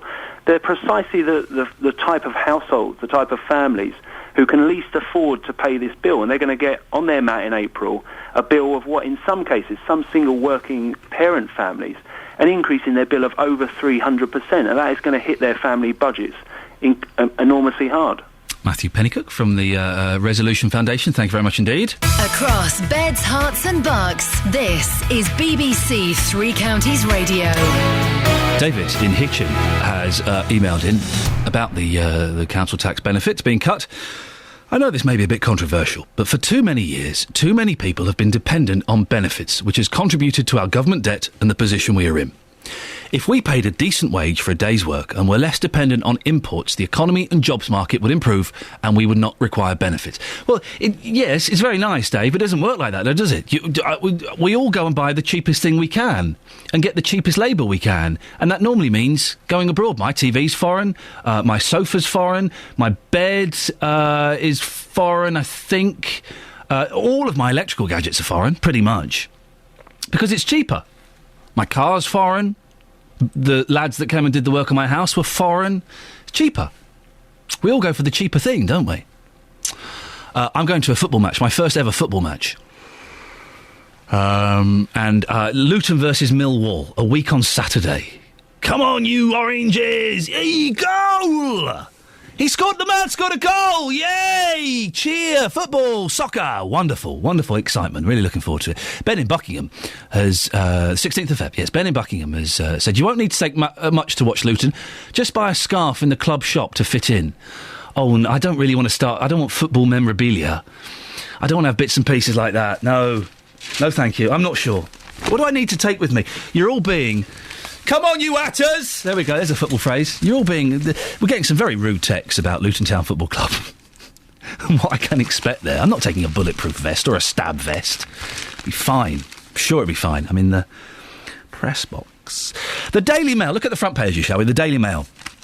20 years on, the mistress who once rocked the party. So this is a picture of, what was her name? De Sancha. I can't remember her first name. Antonia De Sancha. So basically they're taking a picture of a woman who's 51 having a fag who looks a bit rough. Nice one, Daily Mail. Well done. That happened 20 years ago. Good work, you. And landmark ruling will mean payouts for hold-ups over 3 hours. Flight delays, now you can sue. Families who have their holidays ruined by long flight delays will at last be able to claim compensation. A landmark ruling has opened the floodgates for hundreds of thousands of claims and could cost airlines millions.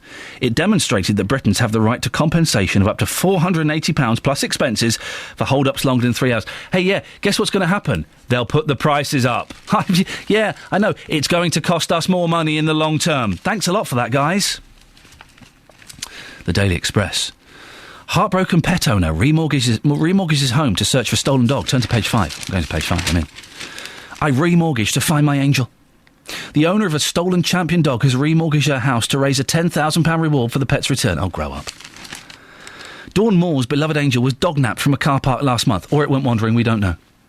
The 4-year-old German short-haired pointer was taken by the driver of a white transit van while she was getting her 3 other dogs out of her car.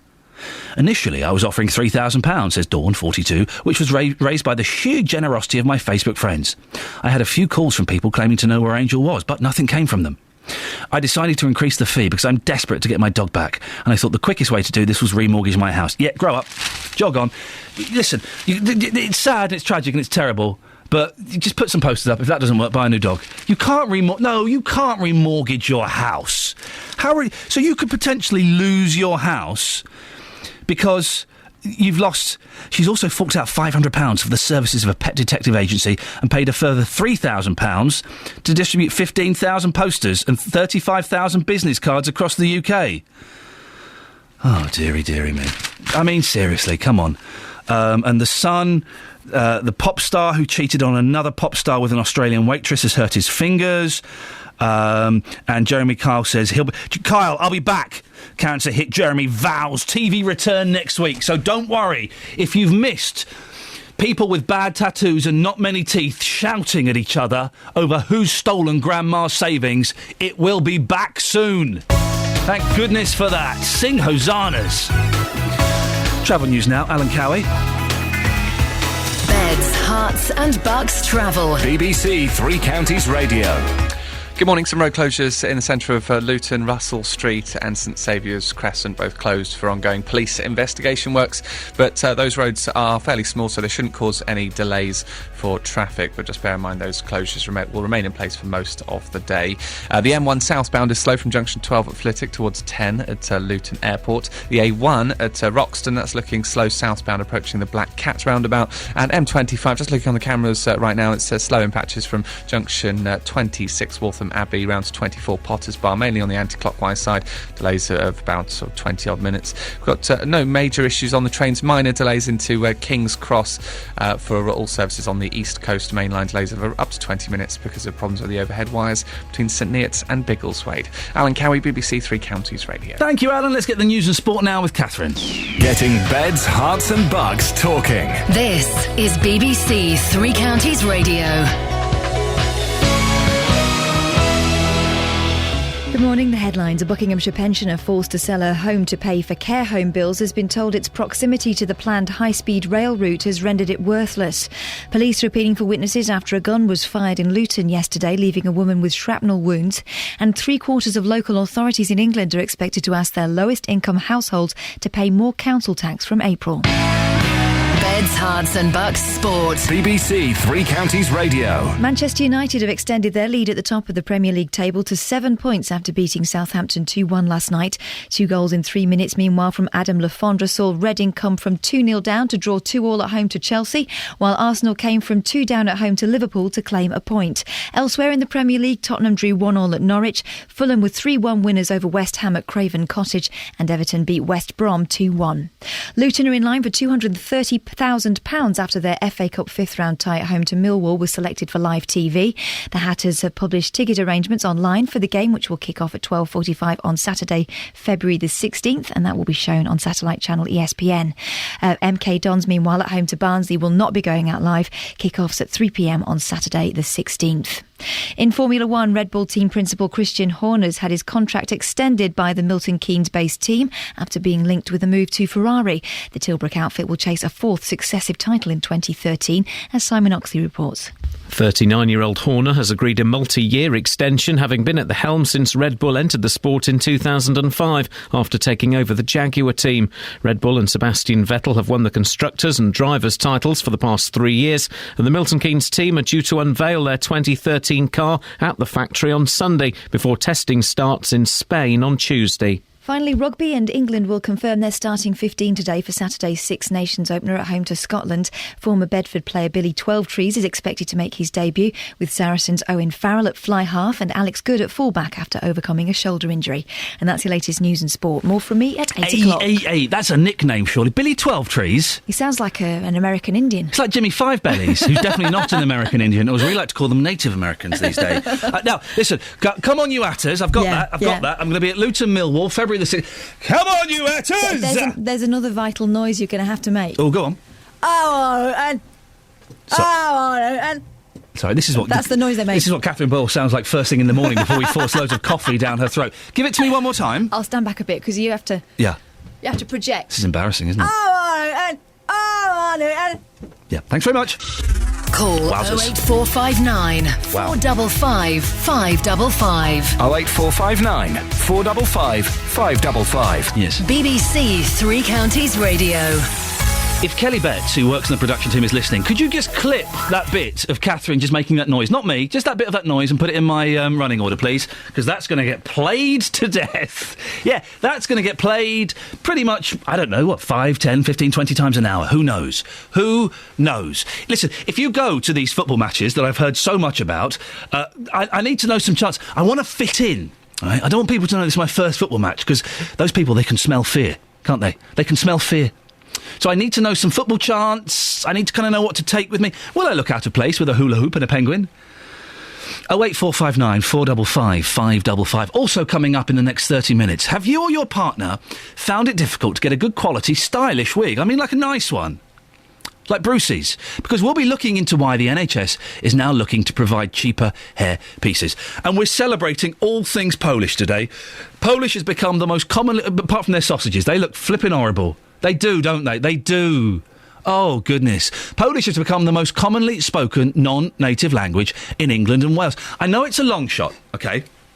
I don't know. I'm guessing we don't have a huge Polish listenership. I've never been particularly big with the Poles. I don't know why. If there is anybody listening to this who speaks Polish, who has a Polish grandma, who lives 2 doors down from a Polish fella, could you get them to give me a call? Yeah, it sounds a little bit desperate, but maybe I am. 08459 455 555. If 1% of the British population speak Polish, it's the second most spoken language in the UK after English. Yeah, keeping it real. Then I need to learn some of these phrases. I can't be left out on my own in the cold. Who knows? So, Polish phrases. I need some clean ones, please. 08459 455 555. Now, people who need wigs on the NHS are finding they're being provided with cheaper hairpieces because of budget cuts. That's according to the chairman of the wig suppliers. George Toiver says many people who suffer from alopecia or are going through chemotherapy are forced to pay extra money towards the cost of their wig because many hospitals are not contributing enough. I'll speak to him in just a few minutes, but first of all, our reporter Victoria Cook went to Julia's wig shop in Luton, where sales of wigs have seen a 113% increase year on year. She spoke to Mohammed Noor about why. We got a shop across the road, so we used to have really small room there with less number of wigs. People used to come and they used to ask us to have more variety. So when this shop was empty, so we got a chance and we just hired this place and we opened a big shop with more wigs. But is there a demand in Luton for wigs then? Yes, people ask for it. Like some people, they got like alopecia. They just lose their hair, they don't have hair, so they come, they buy from us. Or some people, they got like, they do therapy, chemotherapy, so their hair is falling, they like to go for a wig. So have you seen an increase in people coming in with things like alopecia and people that are going through chemotherapy and people that want wigs? Is there an increase in that? Well, yes, certainly. It's becoming more and more popular. But once we open this shop, we got a big display. So people from different area comes, from Milton Keynes, Stevenage, Dunstable. So they come as well. I imagine for people that are losing their hair, this must be a lifeline for them. Yeah, certainly it is lifeline for them because, well, normally they put hats on, but with the hairstyle they can do and they wear wigs and they go out, no one know that's how we go on. It must be quite an emotional thing for someone who perhaps is losing their hair. They come in here and see one of your wigs and you transform them. Yeah, sometimes, when people comes, they see and they said, oh, we're going to tell more of our friends as well. Because some of them who are working in hospitals and they deal with people suffering from therapies or alopecia, so they tell most of their friends and they come as well. So it becomes more and more popular. And how important do you think it is for people who perhaps are suffering from cancer or alopecia to come in and get a wig? How important do you think it is for them? To be honest, nowadays everyone wants to look pretty. So to have nice hairstyle adds charm to their beauty. I think if they put on wigs, they don't feel shy. They just go for it. Well, George Toiver joins me now. Morning, George. Good morning. Your members have noticed that demand from the NHS has changed. In what way? Very much changed.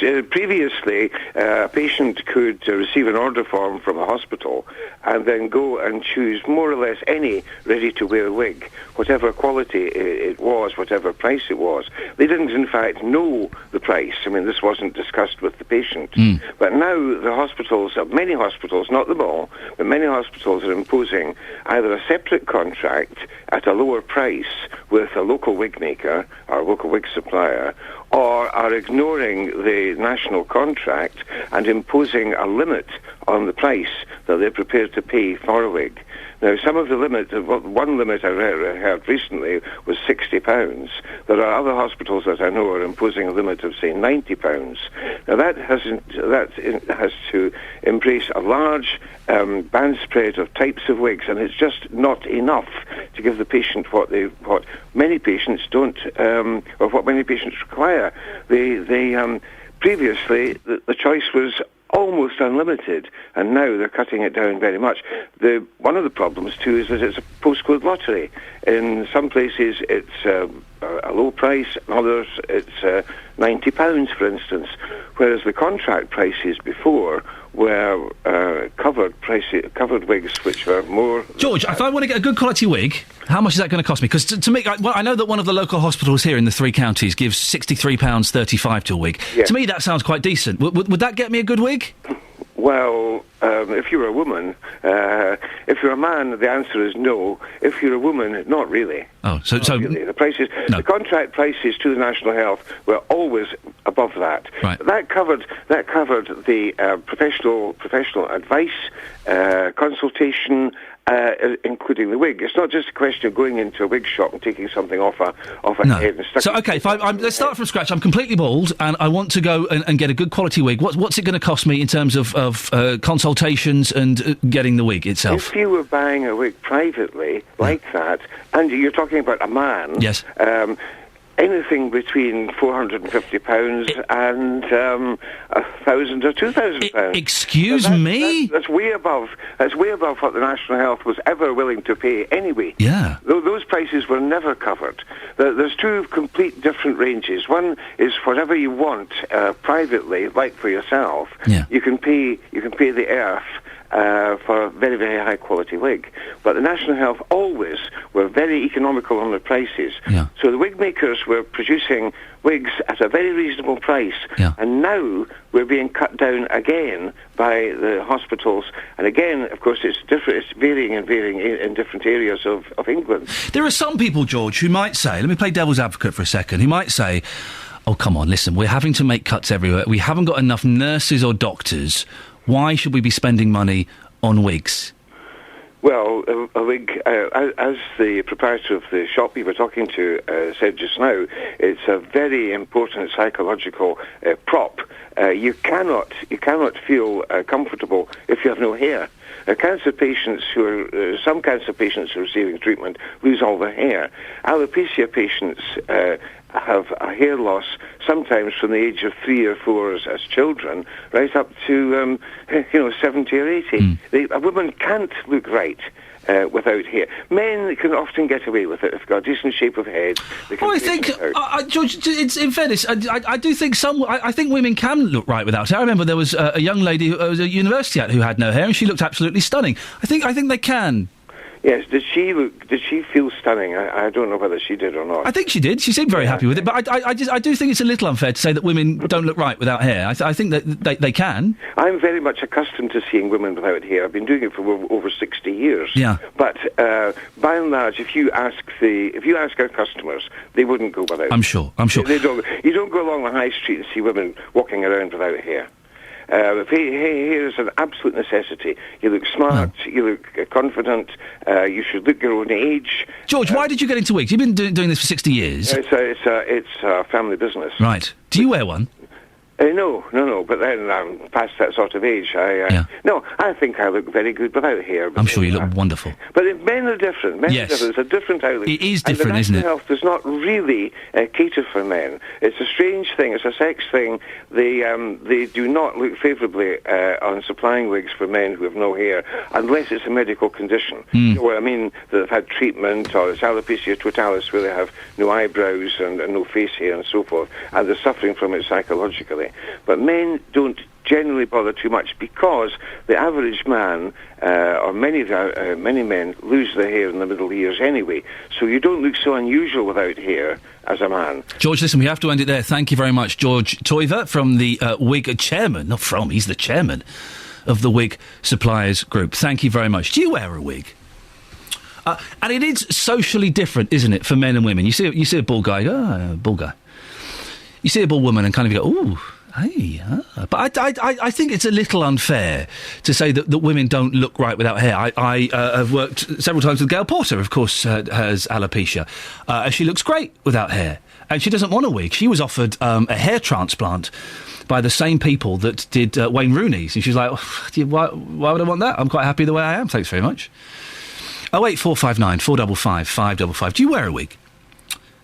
Or have you tried it and thought, you know what, this isn't for me, actually. I'll get away with a hat or a scarf, or I'm proud to be bald. Men and women. 08459 455 555. Let's get the travel news now. Here's Alan Cowie.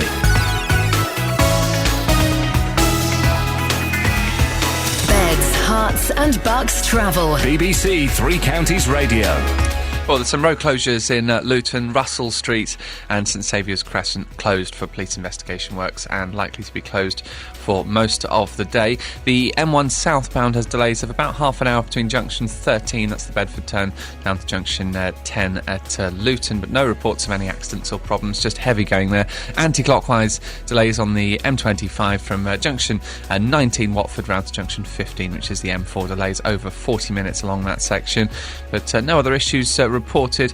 As you'd expect, it's busy at the Black Cat roundabout in Roxton, the A1 southbound looking a bit slow, but no other major issues. And on the trains, just minor delays of up to 20 minutes on the East Coast Main Line to and from London King's Cross because of overhead wire problems between Biggleswade and St Neots. Alan Cowie, BBC Three Counties Radio. Thank you very much, Alan. 7:45, Thursday the 31st of January. These are your headlines this morning on BBC Three Counties Radio. A Buckinghamshire pensioner forced to sell her house to pay care home bills has been told its proximity to the planned HS2 route has rendered it worthless. Police have sealed off Russell Street in Luton while they investigate an incident in which a gun was fired yesterday. In sport, Luton Town are in line for £230,000 after their FA Cup fifth round tie at home to Millwall was selected for live television. Coming up, a committee of MPs have been looking into the reasons for the collapse of the West Coast Main Line Rail franchise competition. Before 8, we'll speak to Louise Ellman MP, the chair of the committee. But before that, let's get the weather with Elizabeth Rossini. Beds, Hearts and Bucks weather. BBC Three Counties Radio. A very good morning to you. We've seen that main band of rain push off to the east now. It's currently over parts of Essex, so actually for the three counties it will be there will be some dry spells of weather, in fact, but not completely dry because we're expecting to see one or two blustery showers for the rest of the morning. Now, luckily these showers will blow along quite quickly in that very strong westerly breeze, so they won't last too long, but they could be on the heavy side, some of them at times, so do watch out for a bit more wet weather through the morning. but certainly lots of dry spells out there as well. In fact, the afternoon is looking mostly dry. Still very breezy, very strong westerly, some spells of sunshine, and it's feeling mild for January as well, at highs of 9 or 10 degrees Celsius later on in Welwyn Garden City, in Stevenage and Leighton Buzzard, and in Chesham as well. That's 50 in Fahrenheit. Now for this evening and overnight, temperatures will fall to around 5 or 6 degrees Celsius, so reasonably mild once more. It'll stay dry for the first half of the night, and then through the early hours, more rain coming in from the southwest. This is going to give us some pretty heavy puddles, I think, into tomorrow. Quite a lot of rain within a fairly short space of time, and there is a Met Office warning out for this rain as well. Likely to be heaviest, I think, for southern areas of the three counties into tomorrow morning. That will eventually clear away, but there'll be longer spells of rain, I'm afraid, tomorrow through the afternoon, and a very cold northerly breeze developing too that's going to bring us more rain down from the north. So I think by the time we get into Friday night, Saturday, we could even see a bit of sleet, possibly a bit of snow at times over the Chilterns into Saturday morning, and there'll be further wintry showers here for the rest of the weekend. Elsewhere, I think mostly dry, but feeling rather nippy on Saturday. That's the forecast. Thank you very much.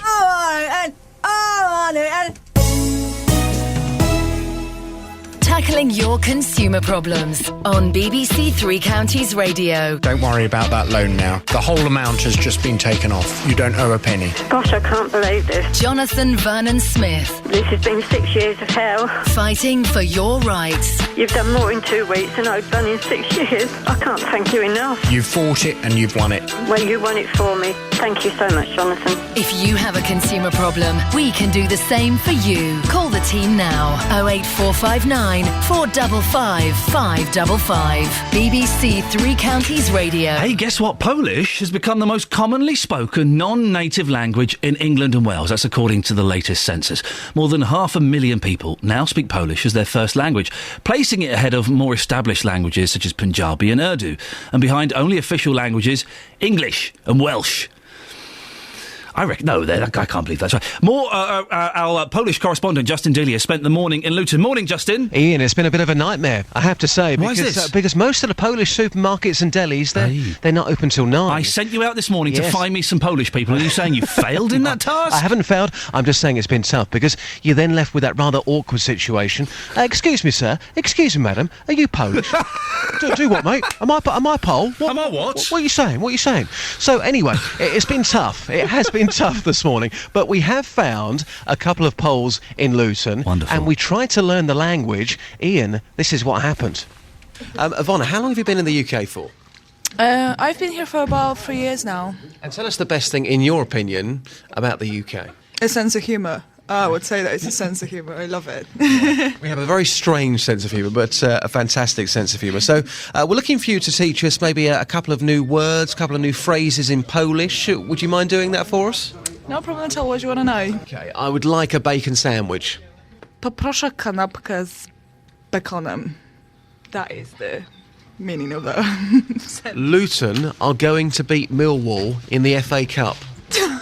That's never going to happen. I'm so sorry. What, Luton beating Millwall, or you saying it in Polish? Well, I think that it's never going to happen, but I'm being probably just pessimistic about it. Maybe something else, something simple. Here's another one. Iain Lee is my hero.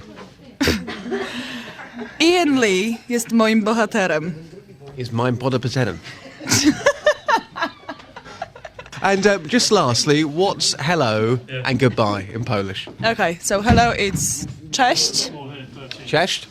Very good. And goodbye is do widzenia, but that's an official way of saying it. Do widzenia. Yeah, very good. You see, I could be Polish, couldn't I? I'm that good. Yeah, you are pretty good, I have to say. Okay, Annetta, you've been in the UK now for about 7 years. Tell us what you do in the UK. A receptionist. And are you enjoying it? Yeah, I do. You're laughing as you say that. We want a few phrases, a few words in Polish. What does breakfast mean in Polish? Śniadanie. And what does hello, how's your day going mean in Polish?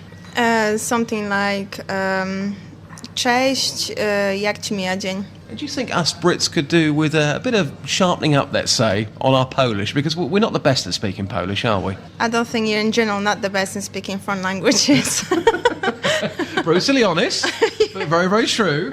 OK, just lastly, what's the hardest word for you in English? We've spoken about Polish, but when it comes to English, what's the hardest word for you to accept and grasp in English?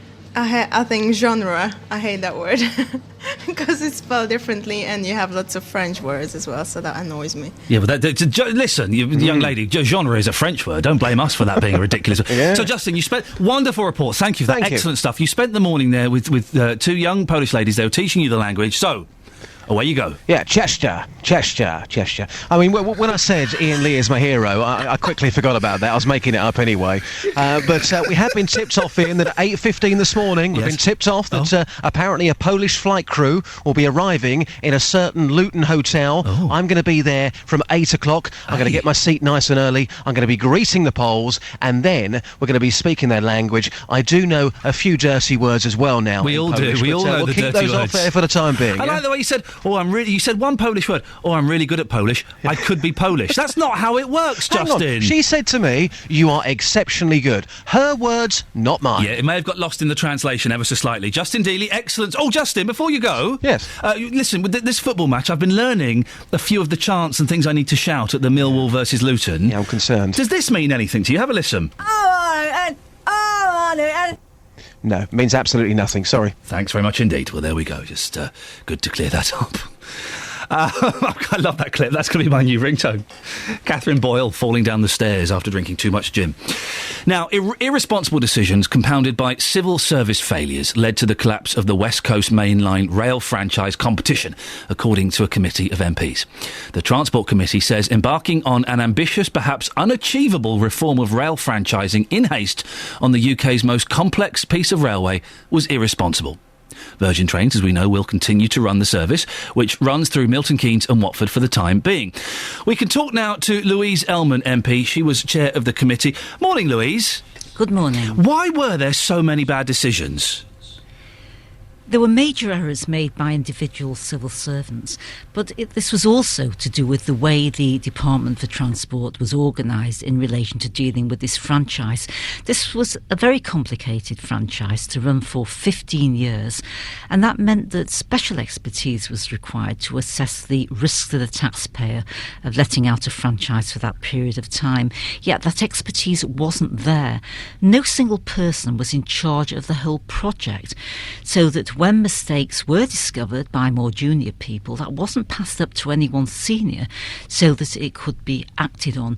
So it was mistakes by individuals, major errors, but also the way the department was organised, and the expertise just wasn't there to deal with something that was new and complicated.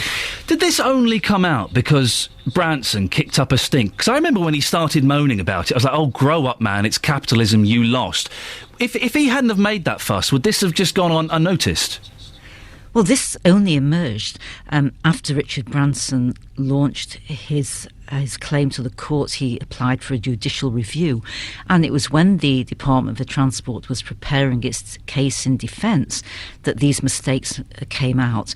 Before that, the department had simply said that they were absolutely sure that they were right and they would defend their position robustly. But when they then got down to the detail of preparing their case for the court, the magnitude of the errors came out, and in fact they didn't contest the court case. So we have Richard Branson to thank for this being made public, don't we? Well, that's one way of looking at it, and certainly until that challenge to the courts came, the department was saying that they were absolutely sure that they'd done it correctly. How much has this all cost the taxpayer? Up to now, it appears to be around £50 million, and that charge could actually go up. So it is a lot of money in the price of failure. What lessons can be learned from this so that we don't repeat this?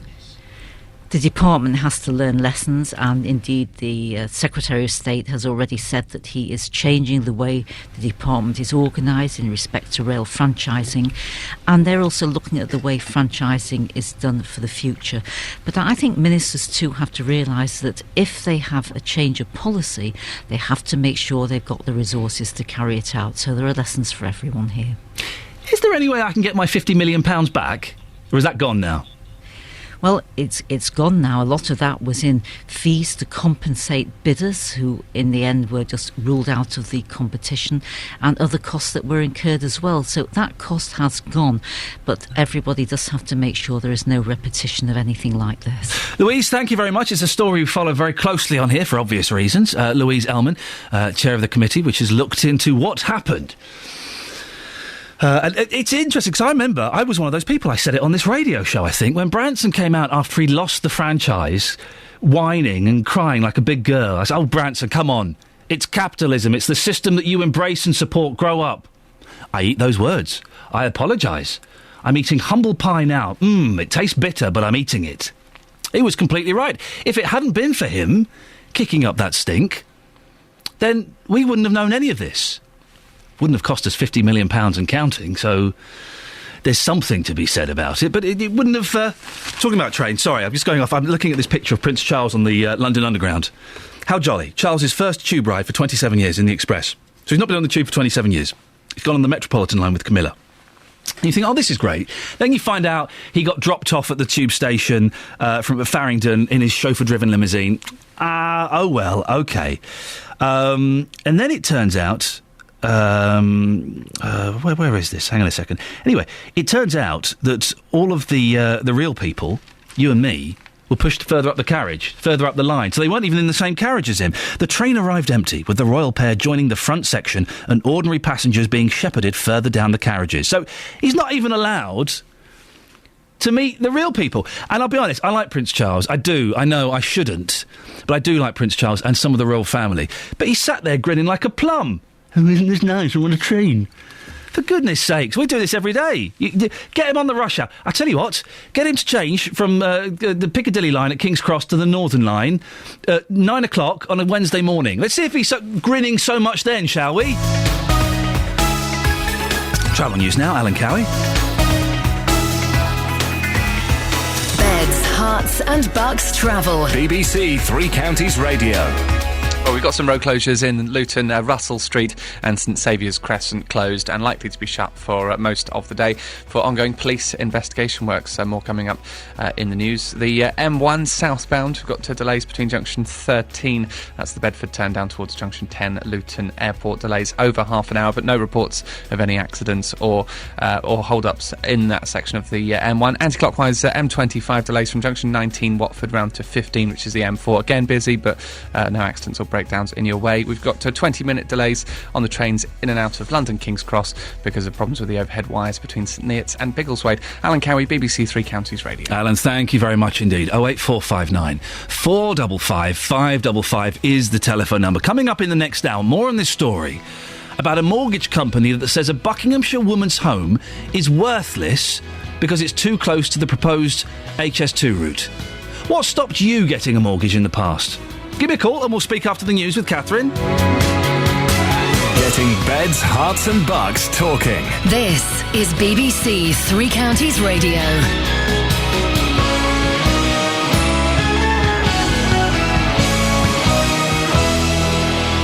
Good morning, it's 8 o'clock. The headlines: HS2 reduces house value to zero, witness appeal after Luton shooting, and higher tax bills for lower earners. BBC Three Counties Radio. A Buckinghamshire pensioner forced to sell her home to pay for care home bills has been told HS2 has rendered it worthless.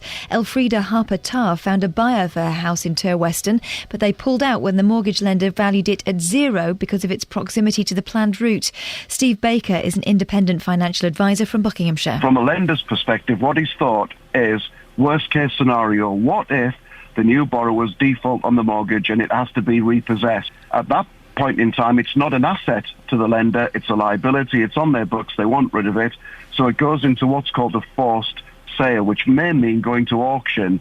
And what he's saying is the resale value of that property, in his opinion, is very, very poor.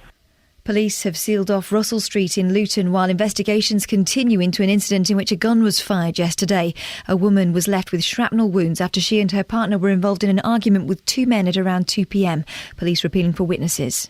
Most councils in England are to ask low-income households currently exempt from council tax to pay something to their local authorities.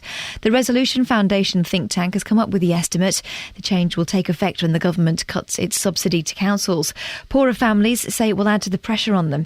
Here's Mike Sargent. Council tax benefit is given to low-income households to help pay their annual bill. From April, the government is cutting support by 10%, but councils have to decide by today whether to pass that on to residents. Some authorities are finding savings elsewhere or other ways to raise money. That's enabling them to maintain existing support for those on benefits or low pay. The local government minister, Brandon Lewis, said welfare reform was vital to tackle the deficit, and the changes would give local authorities the incentive to get people into work.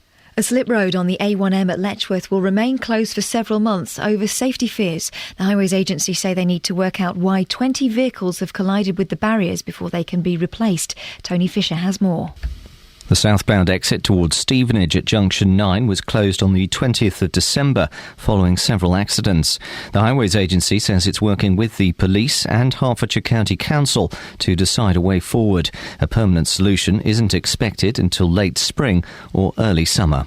MPs have strongly criticised the government's plans to scrap GCSEs in core subjects. The Education Select Committee's concern the English baccalaureate system won't help less able pupils and subjects like music and art could be downgraded. In sport, Luton are in line for a £230,000 windfall as their FA Cup fifth round tie at home to Millwall's been selected for live TV. The Hatters have posted ticket selling arrangements on their website for the game, which will kick off at 12:45pm on February the 16th.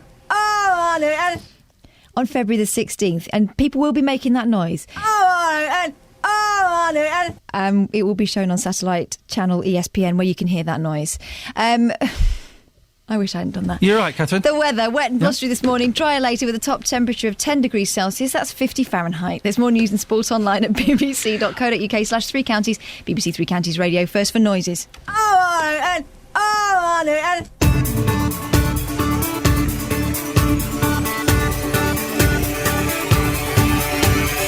The one thing I've learnt in radio is if you don't want things to be played on a loop over and over again, don't say them near a microphone. That's it. Because some idiot, me, is going to record it and play it. Oh, it's a shame, isn't it? But that's her promising career over. Just because of that. Never mind. Morning, Iain Lee, BBC Three Counties Radio. Suddenly, it's 4 minutes past 8. I have no idea how we got here. I was just struggling to get up a while ago. Boy, it was a struggle to get up this morning. I'm glad I made the effort. It's not been a bad show this morning. Lots coming up in the last hour before JVS at 9 o'clock, including a mortgage company says a Buckinghamshire woman's house is worthless simply because it's too close to the proposed HS2 route. What stopped you getting a mortgage in the past? Cheaper wigs are being provided on the NHS because of budget cuts. So many people are buying them from shops instead. We hear from a Milton Keynes man about his wife's experience at MK Hospital. And details of Luton Town's game against Millwall have been revealed. I'm going! I know, it's exciting. I'll be speaking to Managing Director Gary Sweet about how much money the club can expect to make. It's a few quid. Oh, it's a few quid. Lots of ways to get in touch. Facebook.com/BBC3CR. You can send me a text. Put your name on it, please, otherwise I won't read it. 81333, starting your text 3CR. Or you can give us a call, 08459 455 555. BBC Three Counties Radio. Now, here's something. We all love our homes. Maybe we don't. Some of us hate our homes. But we all like to think we know what they're worth. And maybe we think, when the estate agent comes around and gives us the realistic figure a bit. Oh, really? I thought it was a bit more. That's disappointing. Imagine if someone told you your house was worth £0. Worthless. Well, sadly, that's the reality for a 97-year-old Buckswoman whose house is close to the HS2 high-speed rail route at Turweston. A potential buyer of Elfrida Harpatar's four-bedroom property had to reconsider when a mortgage lender valued the building at £0 because it's near the proposed rail link. Our reporter, Ewan Duncan, spoke to her son, Mike. He gave his reaction to the news. Horror, because it doesn't make sense. Although I stress that what they are talking about is value in relation to normal lending purposes, and that is subtly different to the bricks and mortar value if someone's willing to come along with cash. And on the market, what's it worth normally? Well, we're asking 275, and immediately prior to this, there were agents considered the possibility that it would go up to as much as 300,000. And this was always a very desirable village and considered actually a premium village. It is a house that's at the centre of the issue, but it's also affecting your mother, and it must be causing a lot of stress. My mother is extremely concerned because she is quite incapable of moving around on her own. She is incapacitated, she is blind, and worried stiff in a nutshell, because she knows only too well that her savings are very close to being exhausted, and when they are exhausted, she needs to replace her funds with the proceeds of sale of this house, which at the moment is proving extremely difficult. Frustrating indeed. Well, George Britchfield is a partner with Davies and Partners Estate Agents, which covers the Turveston area. Morning, George. Good morning to you. How common is this? This is the first time that I've come across this situation. Please respect the fact that I've only, shall we say, picked up on this from the national press and the local broadcasting on the matter. I'm not actually involved in it. Yes. What would the impact be if word gets out, well, word is out, that a house is valued at £0? That's going to be damaging for the rest of Turveston, isn't it? It goes way beyond Turveston. It goes for the whole length of the line, that suddenly somebody should decide that something which is, I believe, sort of around about 460 metres away from the proposed line. This sits in almost the geographic centre of the village. The implications of it and the ramifications to it are incredibly serious. If government or HS2 Limited have put aside 1.3 billion for compensation, and somebody can prove that their property is this seriously affected, theoretically, of course, on it, then I think somebody needs to get the pencils out and do the maths again, because clearly would not be anywhere near enough money. Have you noticed in your job recently prices being lower on properties that are near HS2, or people coming in and you saying, I've got a great place, and when you show them where it is, they go, do you know what, it's that train line, I'm not going to bother. Has it had an effect on your business? We would always have to tell somebody if there was considered to be an adverse effect from the route of the rail, or to demonstrate where the rail line is intended to go. So that would be before the event rather than after the event.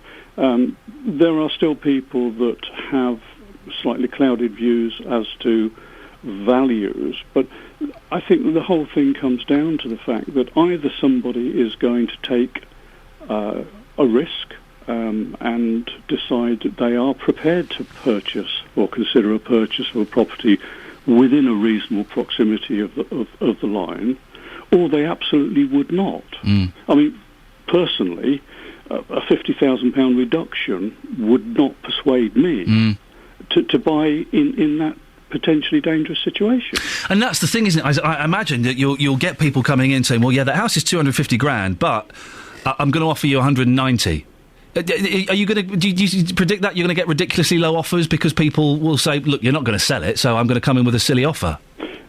If that were to happen, then we have a legal obligation to forward that offer to the vendor. The decision, we're not part of the decision process, and the vendor would then have to take a view on that. We may, well, actually would give some form of recommendation. Of the matters that they really ought to take into consideration before they made an informed decision. George, the HS2, does it worry you? Are you concerned that this is going to be damaging for your business? Obviously, it's having an effect already, and we're still some way off it. Is it a concern? Well, I was actually the mug that stood up on local BBC radio about 4 years ago and said, I don't think it'll ever happen. And I still don't think it should, but that's personal views. It does concern me for the impact, because we are serious NIMBYs from the point of view we are going to suffer from the impact of the rail without any benefit. We'd have to drive 60 miles in either direction to get a station to catch it, which doesn't seem very sensible. George, I appreciate your time. I also appreciate your honesty. George Britchfield, a partner with Davies and Partners Estate Agents, which covers the Turweston area where this house is based. Elfrida Harper Tars, 4-bedroom property. Worth about 275, could have got close to 300. But then the mortgage lender said, do you know what? No, I'm going to give you 0 for this. Too much of a risk. 08459 455 555. The BBC in beds, Herts and bucks. This is BBC Three Counties Radio. Talking wigs this morning. The NHS is giving less money towards wigs. People need them after medical treatments, alopecia, chemotherapy. And as part of the cutbacks, the NHS are giving less money. Well, Sheila's in Luton. Morning, Sheila. Good morning. You're a hairdresser. Do you get to work with wigs very often? I have worked a lot with wigs, and it's something I care very passionately about. Why does it... I'm going to ask a silly question. What do you do with wigs? You don't cut them, do you? You can do, yes. Really? As a hairdresser, I do what I call personalising. You cannot just give somebody a wig. On the NHS, you can't just go into a shop and buy a wig, put it on, and hope it will stay there.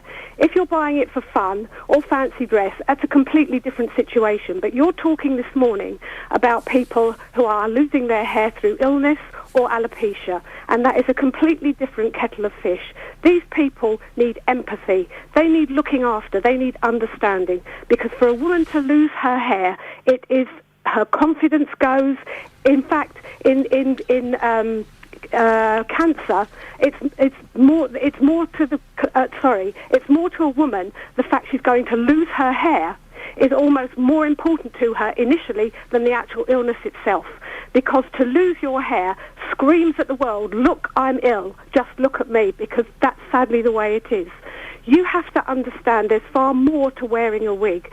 First of all, it's given to you. It needs to be fitted properly. That's something that hairdressers can help you with. You want to know that when you're wearing it, it won't slip, or worse still, blow off or fall off. A hairdresser can do that for you. We can make it much more suitable for you. There's subtle changes. You can put a wig on. It might just need a little bit taking out of the fringe. The fringe might be a bit heavy. That can make a huge amount of difference. It may not sit correctly in the back of the neck. A little bit of work on the back of the neck can change it considerably and give people such confidence. I do a fitting service. I tell people also they need to know how to look after them. Once you've been given this wig, what do you do with it? It's alien to you. Unless you've got somebody that understands where you're coming from and helps you and gives you aftercare service, you know how to look after it, you know which is the best type of wig for you. Very often, when people have to wear wigs in the first place, they want a wig that will look just like they did before they lost their hair. Sheila, can I interrupt for a second? Yes. You're obviously very passionate about wigs. Can I ask why? Why is it so important to you? Because I've been a hairdresser for many, many years. I belong to a trade association that represents the self-employed people, of which I'm one. It's the Freelance Hair and Beauty Federation. It makes sure that all its hairdressers are fully qualified, experienced people that are out there and carry insurance, which is something people don't always think about. But even if you put that to one side, I used to work at the Luton and Dunstable Hospital at one time, personalising the wigs. When they were given to patients, but sadly cutbacks a long time ago took that service away from the hospital. And it was at that time, I care passionately. I can tell. I wear a wig myself from time to time for different reasons. Yeah. People say I look better with my wig on than when my wig is off, to be quite honest. And 9 times out of 10, it fools people. They don't even know I'm wearing it. Sheila, listen, we have to end it there. I hope you feel you had a good run for your money. Sheila in Luton is a hairdresser. She cuts women's wigs regularly. And I asked a question there I never thought I'd ask on the radio. Why are you so passionate about wigs? And you can tell that she is.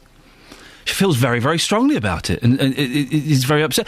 If I'm honest, I didn't realise that there was so much care that does go into wigs. And you think about it, I guess, of course, there is. I naively assume you just plonk it on, bit of glue, that's it. But obviously there's a lot more to it. Sheila, I appreciate you coming on and sharing your passion and giving us a different insight into the world of wigs. Thank you very much.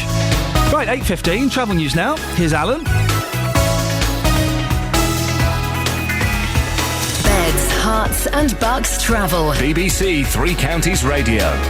Well, the M1 southbound looking slow from junction 13, that's the Bedford turn down to junction 11 at Dunstable. Delays of about 20-25 minutes. I think the reason it's a little bit heavier this morning is because there was a broken down car on the hard shoulder between Dunstable and Luton Airport, but it's been moved now. The anti-clockwise M25, that's slow from junction 19, Watford round to junction 15 at the M4. Delays over 40 minutes.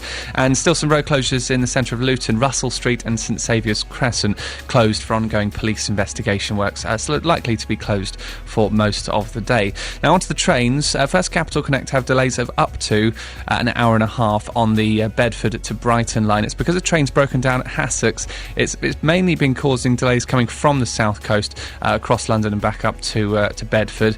So there are some cancellations on looking at the arrivals board into Bedford. Trains are departing Bedford on time, heading for Brighton, but may be delayed by up to an hour and a half, especially once you get closer towards London and past London towards Brighton. And 20-minute delays on the East Coast main line to and from London King's Cross. That was because of overhead wire problems between St Neots and Biggleswade. Alan Cowie, BBC Three Counties Radio. Alan, thank you very much indeed. Morning, it's 8:17. It's Thursday, the 31st of January. These are your headlines this morning on BBC Three Counties Radio. A Buckinghamshire pensioner forced to sell her house to pay care home bills has been told HS2 has rendered it worthless. Police have sealed off Russell Street in Luton while investigations continue into an incident in which a gun was fired yesterday. In sport, England's rugby union team are to play Scotland on Saturday and will be named this morning at 10:15. Ex-Bedford player Billy Twelvetrees, that's his name, is expected to... That's his real name, is Billy Twelvetrees. Really? Well, this is what I'm told. It's like Jimmy Five Bellies or Jonathan Vernon Smith. It just sounds made up. The weather today for Beds, Herts and Bucks. Wet and blustery this morning, drier later with a top temperature of 10 degrees. Coming up, before 8:30, we'll talk about why Polish is now the second most spoken language in the country. Do you know any Polish? Nothing. Oh. BBC Three Counties Radio. Across Beds, Herts and Bucks, this is Nick Coffer. This Friday, I'll be continuing my tour of Beds, Herts and Bucks and arriving in the Georgian market town of Ampthill at the Albion pub. Nick Coffer. There'll be all the usual great music, and I'm really looking forward to discovering what makes this town tick by talking to many of its most passionate residents. Plus, I may even try some Morris dancing. Nick Coffer, Monday to Saturday from 12 on BBC Three Counties Having a Radio. dance to the Nick Coffer music, having a dance to the Nick Coffer music, doing a dance to the Nick Coffer music, listening in at 12. Jonathan Vernon Smith. A bit exhausted after that. Was very enthusiastic from both of us there. Yeah, I was I'm going to regret that later on.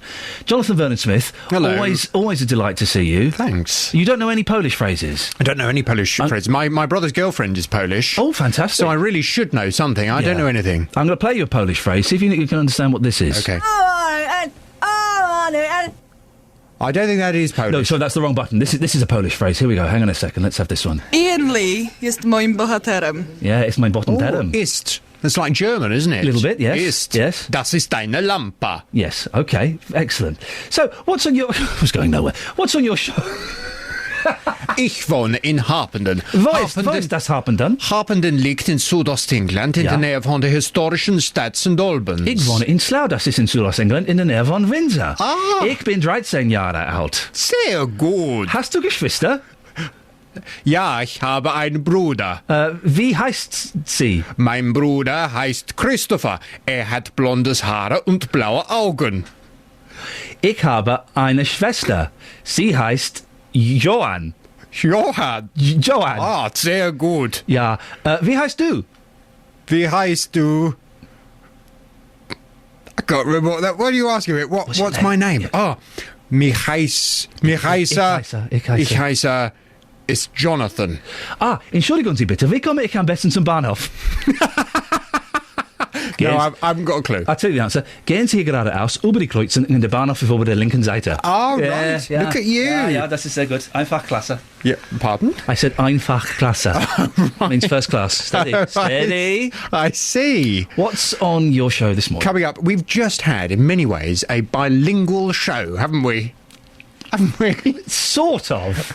Coming up at 9 on the Big Phone In, should the government fund an appeal for the Bali drugs gran? Urgent court actions being brought against the British government today over a decision not to fund an appeal for the British grandmother sentenced to death in Indonesia for drug smuggling. You know this woman? Shoot the firing squad.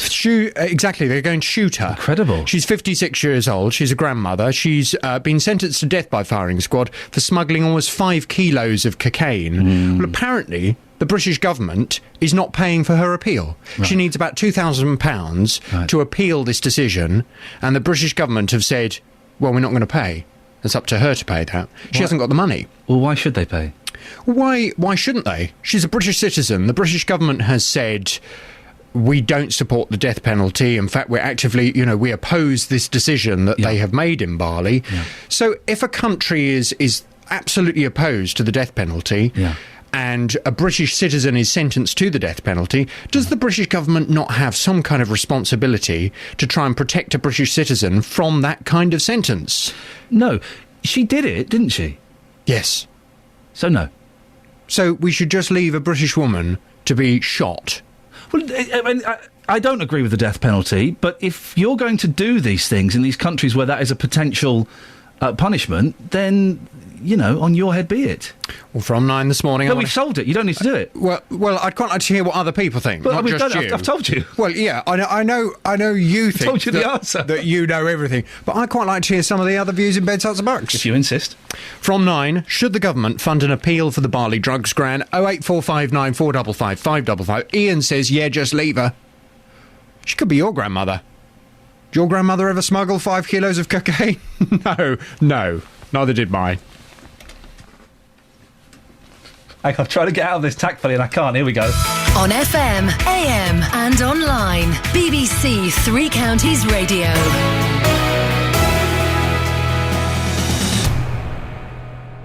Now, Polish has become the most commonly spoken non-native language in England and Wales. That's according to the latest census. And we're embracing that here on the Iain Lee Show on BBC Three Counties Radio. I think it's fantastic that now more than 500,000 people speak Polish as their first language, placing it ahead of more established languages such as Punjabi and Urdu, and behind only official languages English and Welsh. Ren Bihan from St Albans is of Polish heritage and is fluent in the language. Morning, Ren. Good morning, dzień dobry, jak się masz? Check, jak się masz? How are you? I'm good, thank you.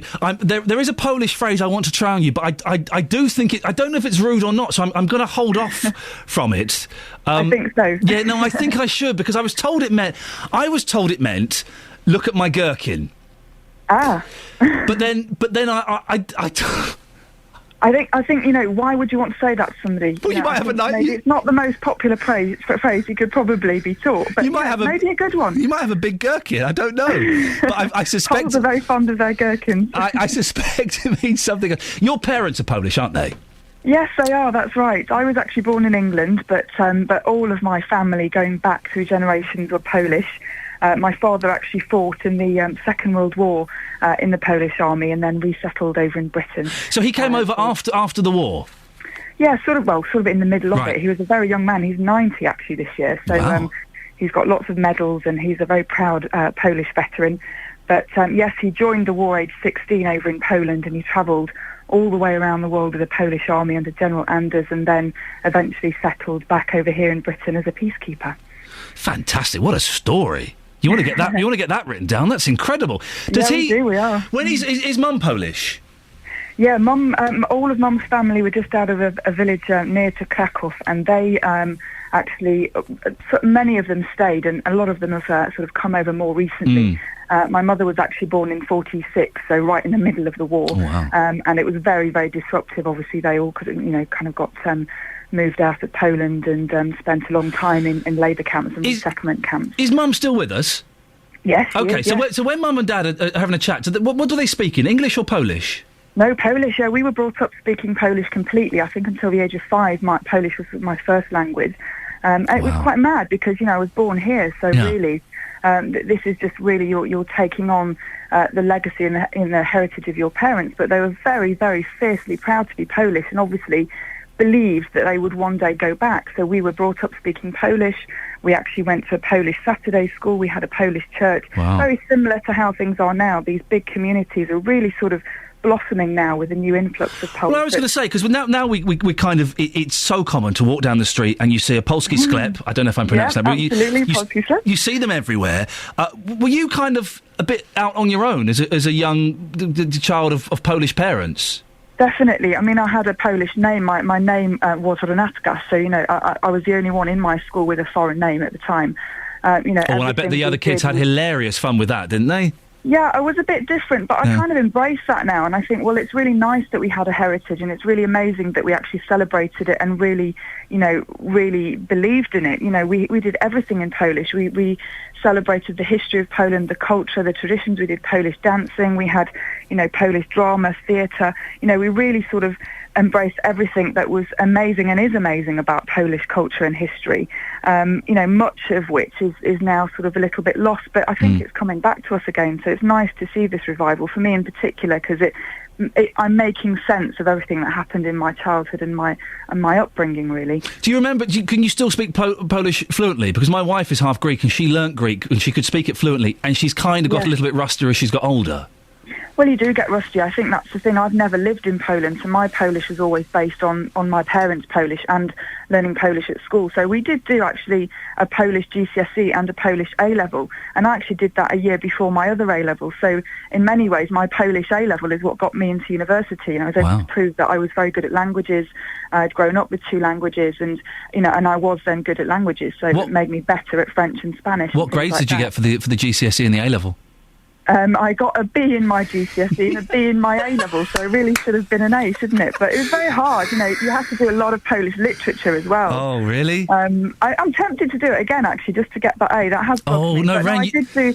Ren, you might get the C. You might go backwards. It might have gone worse. But my sister lived in Poland for a time. Her husband worked out there, so her Polish is quite good. Just, you know, if you spend at least a year immersed really in the culture of the place, you're going to be a lot better. It's the second most spoken language in the United Kingdom. How does that make you feel? After English and Welsh, I think, we could all be learning Polish now, couldn't we? It's amazing, and it's quite frightening in a way, isn't it? But I think, you know, I think people are embracing it, and I think we have to embrace it, and I think, you know, we have to see the really good thing about Poles is that, you know, they are very friendly, they have fantastic senses of humour, they work very hard, their work ethic and their family ethics. It's a cliche, but it's true. The fellas that came and did our building, they get there, seriously, they get there at 7 in the morning, they'd leave about 7:30 at night, and then the fella was always telling me about his little daughter, that their work ethic is incredible. Yeah, and now, you know, it's more likely to be a doctor or a neurosurgeon or somebody else, you know, because don't forget, Poles are incredibly well educated. Yeah, of course. To a very high standard.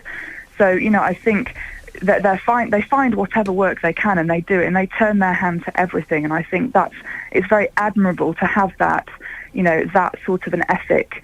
You know, they're not sort of slackers, you can't say that about them. They're very family orientated, you know, family is everything to a Pole, and if you ever go to a Polish person's house, you know, you'll be so well looked after, you won't believe it. You know, for the Pole, you know, a guest in the home is God in their home. They will absolutely 100% look after you to the best of their ability. Red, listen, we're running out of time. Before I let you go, it'll be foolish of me not to ask this. Could you say you're listening to Iain Lee on BBC Three Counties Radio in Polish? Yeah, I can say that. So, Iain Lee. Yes. Słuchamy Iain Lee na BBC Three Counties Radio. Dziękuję i do zobaczenia. You're fantastic, Ren. Thank you so much for coming on. I really appreciate Thanks, it. Iain. Fascinating. Cheers. There we go. Look at that. Wonderful. It's the second most spoken language in the country. Wonderful stuff. Right. Let's get the travel news now. Alan Cowie. Beds, Herts and Bucks travel. BBC Three Counties Radio. Well, some road closures in Luton, Russell Street and St Saviour's Crescent closed for ongoing police investigation work, so that's going to be closed for most of the day, but they are small roads, so shouldn't cause any traffic issues. The M1 southbound, delays of up to half an hour between junction 13, that's the Bedford turn down towards junction 11, Dunstable, not helped by a broken down car earlier on, which has been moved. Anti-clockwise M25, delays from junction 19, that's Watford round towards junction 15, which is the M4. On the train, trains on First Capital Connect, delays of up to an hour and a half on the Thameslink route between Bedford and Brighton. It's because a train's broken down at Hassocks in Sussex, so that hasn't really been affecting the trains so far in our region. It's really been affecting trains towards towards Bedford from the south coast, but it will soon start to have an effect at departures at Bedford and of course other stations on the line, Flitwick, Luton and St Albans. So it hasn't quite reached our region, but that soon will start to have a knock-on effect. We've got 20-minute delays as well into and out of London King's Cross. That was because of overhead wire problems between St Neots and Biggleswade. Alan Cowie, BBC Three Counties Radio. Thank you, Alan. We're a little bit late, so let's go straight to the news with Catherine Boyle. Getting beds, hearts and bugs talking. This is BBC Three Counties Radio. Good morning. The headlines. A Buckinghamshire pensioner forced to sell her house to pay care home bills has been told the government's plans for a high-speed rail link nearby have rendered it worthless. Police have sealed off Russell Street in Luton while investigations continue into an incident in which a gun was fired yesterday. And most councils in England are to ask low-income households currently exempt from council tax to pay something to their local authorities. Beds, Hearts and Bucks Sport. BBC Three Counties Radio. Manchester United have widened the gap at the top of the Premier League table to 7 points after beating Southampton 2-1 at Old Trafford. Chelsea threw away a 2-goal lead in the last 2 minutes at the Medeski Stadium to draw 2-2 with Reading. Liverpool also squandered a 2-0 lead as Arsenal fought back to draw 2-2 at the Emirates. And elsewhere in the Premier League, Tottenham drew 1-1 with Norwich. Fulham were 3-1 winners over West Ham at Craven Cottage, and Everton beat West Brom 2-1. Luton are in line for £230,000 after their FA Cup fifth round tie at home to Millwall was selected for live television. The Hatters have posted ticket selling arrangements on their website for the game, which will kick off at 12:45 on Saturday, February the 16th, and that will be shown on satellite channel ESPN. MK Dons at home to Barnsley won't be televised live. That kicks off at 3 p.m. on Saturday the 16th. Red Bull team principal Christian Horner's had his contract extended by the Milton Keynes-based Formula One team after being linked with a move to Ferrari. The Tilbrook outfit will chase a fourth successive title in 2013. More from Simon Oxley. 39-year-old Horner has agreed a multi-year extension, having been at the helm since Red Bull entered the sport in 2005 after taking over the Jaguar team. Red Bull and Sebastian Vettel have won the constructors' and drivers' titles for the past 3 years, and the Milton Keynes team are due to unveil their 2013 car at the factory on Sunday before testing starts in Spain on Tuesday. Finally, England's rugby union team to play Scotland on Saturday will be named this morning at 10:15. Former Bedford player Billy Twelvetrees is expected to make his debut with Saracens' Owen Farrell at fly-half and Alex Good at full-back after overcoming a shoulder injury. And that's your latest news and sport. More from me at 9 o'clock. Text 81333. Start your message with 3CR. Text charged at the standard network rate. This is BBC Three Counties Radio. Morning, Iain Lee, BBC Three Counties Radio. It's 8:33. 27 minutes to go until Jonathan Vernon Smith does his thing. Wonderful. Absolutely. Well, the show has flown by this morning. If you've only just tuned in, well, you've missed... gold is probably too strong a word. Bronze. You've missed some bronze. Who doesn't want bronze first thing in the morning? Coming up in the last 30 minutes of the show, cheaper wigs are being provided on the NHS because of budget cuts. So many people are buying them from shops instead. Do you wear one? 08459 455 555. And Luton Town's FA Cup fifth round tie at home to Millwall has been selected for live television. I'll be speaking to Managing Director Gary Sweet to find out how he's feeling about the game. Now, I've been asking, I'm going to this game more than likely. Don't hold me to it. Things change. And I've been asking on the show and on Facebook for what I should take, what I need, and facebook.com/BBC3CR. You've been very, very rude. Carl says, plasters, bandages and bricks when Millwall are in town. Lol. Amanda says, suggest you stay at home in the warm and do something far more interesting and rewarding, like sleep. That's a bit harsh. Johnny says, got to agree with Amanda. Don't go. It's a trap. Is it? It's a trap? Is Dealey setting me up? Lena, riot gear. What? Peter Warby says, so, two mad people at 3CR then. Why on earth do you want to sit out in the wind and rain with a bunch of footy thugs and stale meat pies? LMFAO. What does that mean? Let me just Google that. LMF. Oh, my goodness gracious me. I've just seen what that means. How rude. Cushion, those seats are not very comfortable. Take some... Oh, no, I can't read that out. No, I can't read that. We're going to delete that. That's offensive. Iain, don't become a football... idiot, for God's sakes. Take a look at polo. A sport for you, I think, but not footy. None of you are very supportive of my move into masculinity by going to a football match. I thought you'd all be behind this. Oh, well, we'll speak to Gary Sweet a bit later on and see what he says. Now, people who need wigs on the NHS are finding they're being provided with cheaper hairpieces because of budget cuts. That's according to the chairman of the Wig Suppliers Group. George Toiver told me earlier that many people who suffer from alopecia or are going through chemotherapy are forced to pay extra money towards the cost of their wig because many hospitals are not contributing enough. Well, Alan is from Milton Keynes. His wife Pamela is having treatment for cancer, and she recently had a wig fitted using the service provided by Milton Keynes Hospital. Morning, Alan. Good morning. Now, Pamela is kind of at the toughest stage of her treatment at the moment. How is she getting on? She's okay. She's had several treatments. Her cycle runs in a 3-week cycle. At this very moment, she's very tired through chemotherapy. Has to spend a bit of time in bed, obviously. Yes.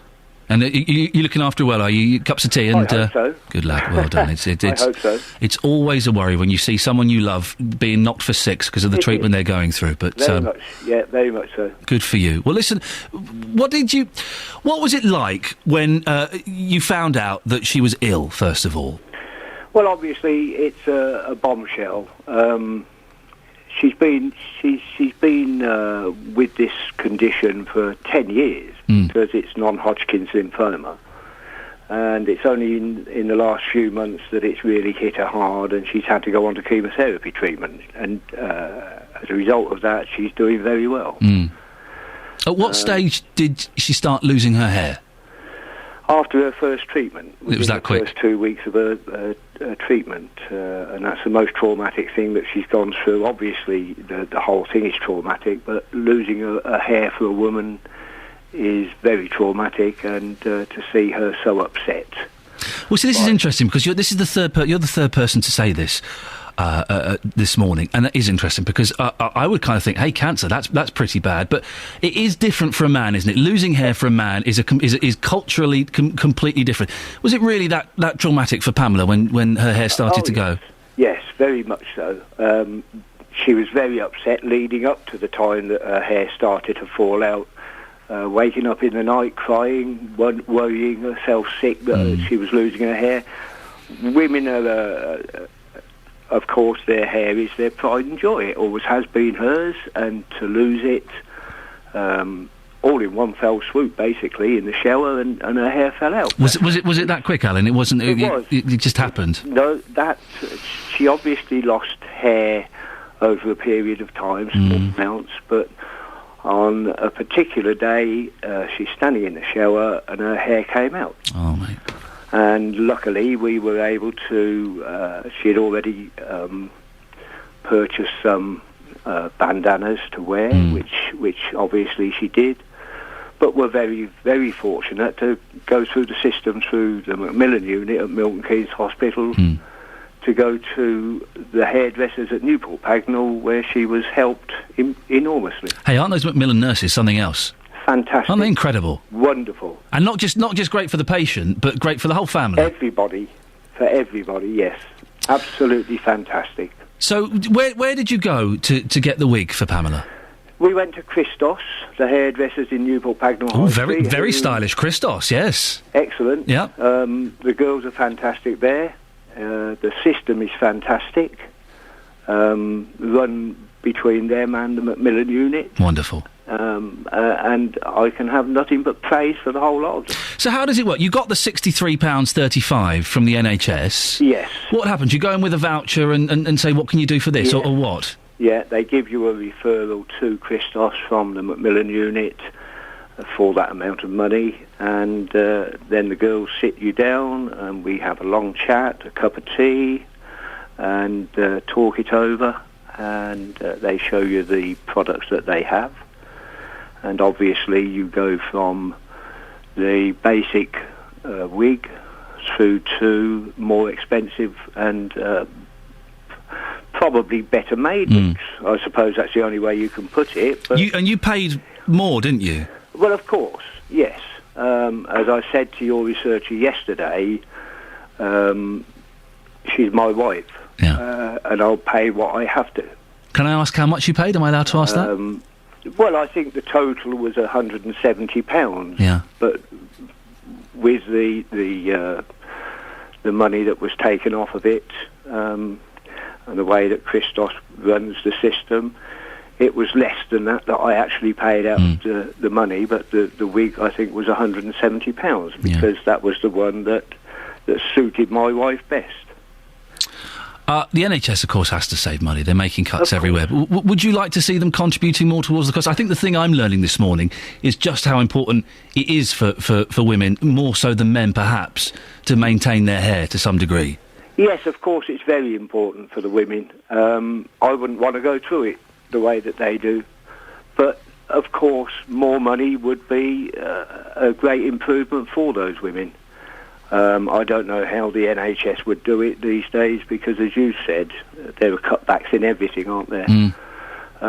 But yes, help the people that cannot afford to pay the excess on the money. And as Pamela's obviously, she's resting, she's in bed, she's having a bit of a lie down. She's resting at the moment. Has she got you doing the housework, and are you keeping busy? I am. Good lad. Yes, I know how the washing machine works now. I know. Hey, have you shrunk your shirts? My wife's been shrinking my shirts. No. That's something. She gave me clear instructions on how to work it, on what code to put the washing machine on, and I also iron the shirts as well. Oh, so. I don't bother with that. That's too much of a faff. I might get you to phone my wife up, Alan, and tell her how to use our washing machine. Listen, I really appreciate that. We've got to move on, but that's Alan there, and send our best to Pamela. I hope things work out. It's a particularly nasty disease, and that treatment is vicious, but, hopefully it'll do the trick. Thank you very much, Alan there, talking about his wife, Pamela. The BBC in beds, hearts and bucks. This is BBC Three Counties Radio.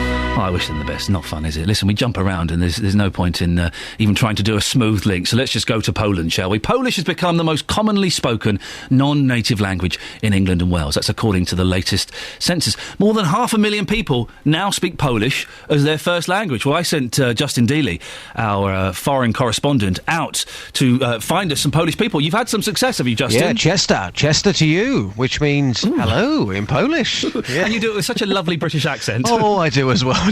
When you go to France, bonjour, pint of lager, please. Bonjour. Buongiorno. So yeah, it's been tough this morning because not many Polish people about. A lot of the delis and the supermarkets, they're closed until 9 o'clock, so you're left in that awkward situation. Excuse me, are you Polish? And then you get that look. But we got tipped off, Ian, that a Polish flight crew were arriving in a certain Luton hotel at 8:15. Yeah. They actually arrived at 8:13. Oh, that's how good they are. Yeah, they're very, very good with their timing. So I found a couple more polls and I tried to speak the language. This is what happened. Well, here's Grzegorz, a.k.a. Greg. Is that correct? Exactly. Fantastic. Is there anything, and again, be honest about this, is there anything that you like about the UK? So we've got like this opportunity to do good shopping here. So it's the shops? Exactly. Anything else? That will be it. You Polish people are too honest for this. So we're looking for a few Polish phrases. The weather is very windy today, which it is, of course, outside there. How would you say that in Polish? Jest bardzo wiecznie. How would you say smelly? Śmierdzące. Iain Lee, śmierdzące. And let's give a compliment as well. How would you say to somebody, I like your hair? Lubię twoje włosy. And again? Lubię twoje włosy. Lubię twoje włosy. Perfect. Just a charmer, aren't I? Really am a charmer.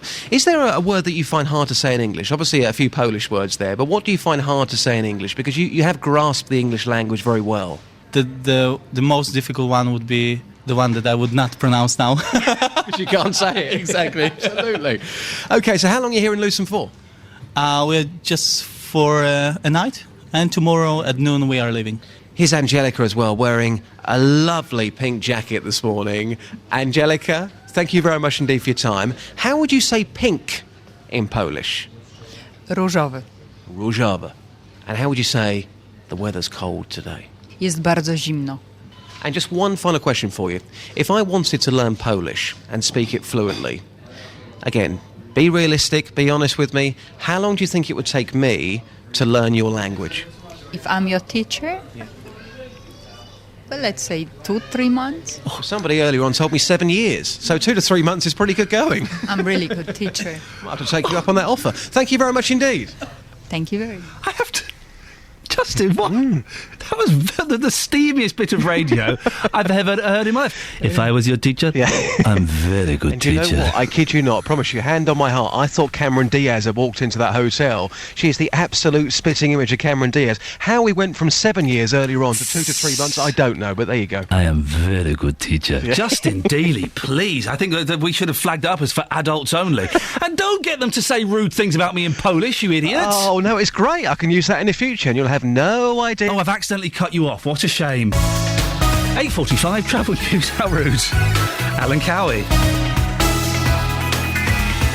Beds, Hearts and Bucks travel. BBC Three Counties Radio. Well, some road closures in Luton, Russell Street and St Saviour's Crescent are closed for police investigation works, are likely to be closed for most of the day, but they are small roads, so won't cause any delays for traffic. The M1 is heavy in patches southbound from junction 13, Bedford, towards junction 11 at Dunstable, but fairly short delays. The A1 southbound at Roxton at the Black Cat roundabout, that's looking quite busy, and M25 anti-clockwise, slow in patches from junction 19, Watford, round to junction 15, which is the M4. Onto the trains, First Capital Connect have delays of up to an hour and a half on the Thameslink route between Bedford and Brighton. It's because a train has broken down at Hassocks. So far it hasn't really been affecting departures at Bedford. It's really been affecting trains coming towards Bedford from the south coast, but soon it will start to have a knock-on effect with departures at Bedford, Flitwick, Luton and St Albans, which will be affected within the next few hours. That's the latest. Alan Cowie, BBC Three Counties Radio. Thank you very much, Alan. I suspect he stumbled there because even he was sweating slightly from the steaminess of the last few minutes of this broadcast. Phew! 8:47 exactly. These are your headlines this morning on BBC Three Counties Radio. A Buckinghamshire pensioner forced to sell her house to pay care home bills has been told the government's plans for a high-speed rail link have rendered it worthless. Police have sealed off Russell Street in Luton while investigations continue into an incident in which a gun was fired yesterday.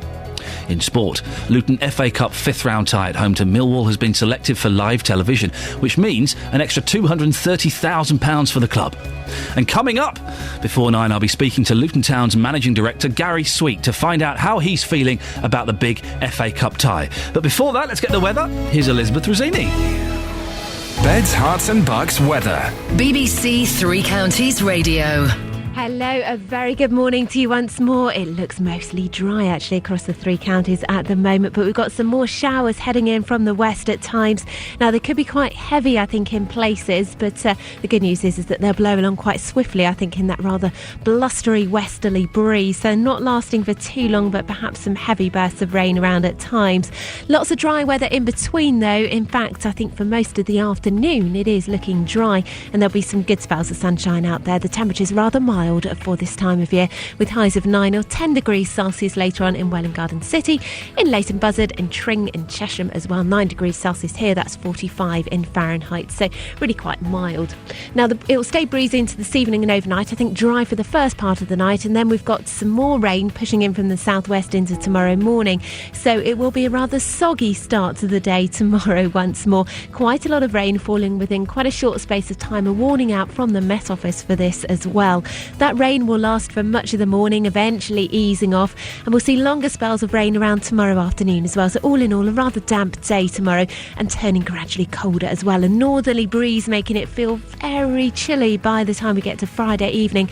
We may even see a little bit of sleet and snow perhaps across the top of the Chilterns. So a cold day on Saturday, a bit of wet weather around at times, turning a bit wintry I think over the tops of the hills. The temperatures will start to recover by Sunday, more rain on the way, and it does look like we're going to stay cold again, or get cold again rather, into the middle of next week. But keep posted and we'll update you as and when. That's the forecast. Thank you, Elizabeth. I am very good teacher. Weekdays from 3. Local news. Campaigners are holding a protest against a wind turbine that could be built near the Buckinghamshire village of Ford. Discussion. We were told when he was 5 days old that the only way for him to have a life outside of a wheelchair would be to have a through-knee amputation at the age of 1. Debate. Coming up after 6, we've got an hour discussing business and finance. Later in the show, it's all about the entertainment world. It's the family and lifestyle debate. It's our politics panel discussing how politics affects us. Roberto Perez Maroney. Weekdays from 3 on BBC Three Counties Radio. Would you like a quick recap? If you just tuned in, maybe you've turned on early because you want Jonathan Vernon Smith at 9 o'clock. You don't normally listen to this nonsense. Can I give you a little taster of what you've missed so far this morning? These are the two highlights of this morning's show. Iain Lee jest moim bohaterem. See, by just tuning in for Jonathan, you're missing all of that. You're missing all of that gold. Wonderful. I'm here from 6 o'clock every morning. It's well worth having a cheeky little listen. I promise you, we do some good bits and pieces. Now, new research suggests that low-income families in most parts of England will have to pay more council tax from April. The government is cutting the support it provides, with councils told to pass the cost on or make savings elsewhere. Well, our political reporter, Paul Scoynes, has been looking into this. Paul, what's happening? Well, Ian, that's right. Council tax benefits are being reduced, and those changes come into force from the 1st of April. And what councils are effectively having to do is cut their sort of benefits budget by 10%. And what they've been doing is having a fair number of consultations on this, although I think it's fair to say that councils are fairly frustrated about the way in which the government have imposed perhaps some of the boundaries on where they can and can't make cuts. Some people are protected, so pensioners, some disabled people, and also some people claiming benefits, depending on which council you're in. So it means that if you're of working age, you'll probably, and are receiving benefits at the moment, or not paying council tax at the moment, the chances are you probably will start paying at least some of your benefits come the 1st of April. Now, one council leader told me this week from the three counties that the government were moving the goalposts and that they actually had fewer and fewer options when it came to where they could and couldn't spread these costs.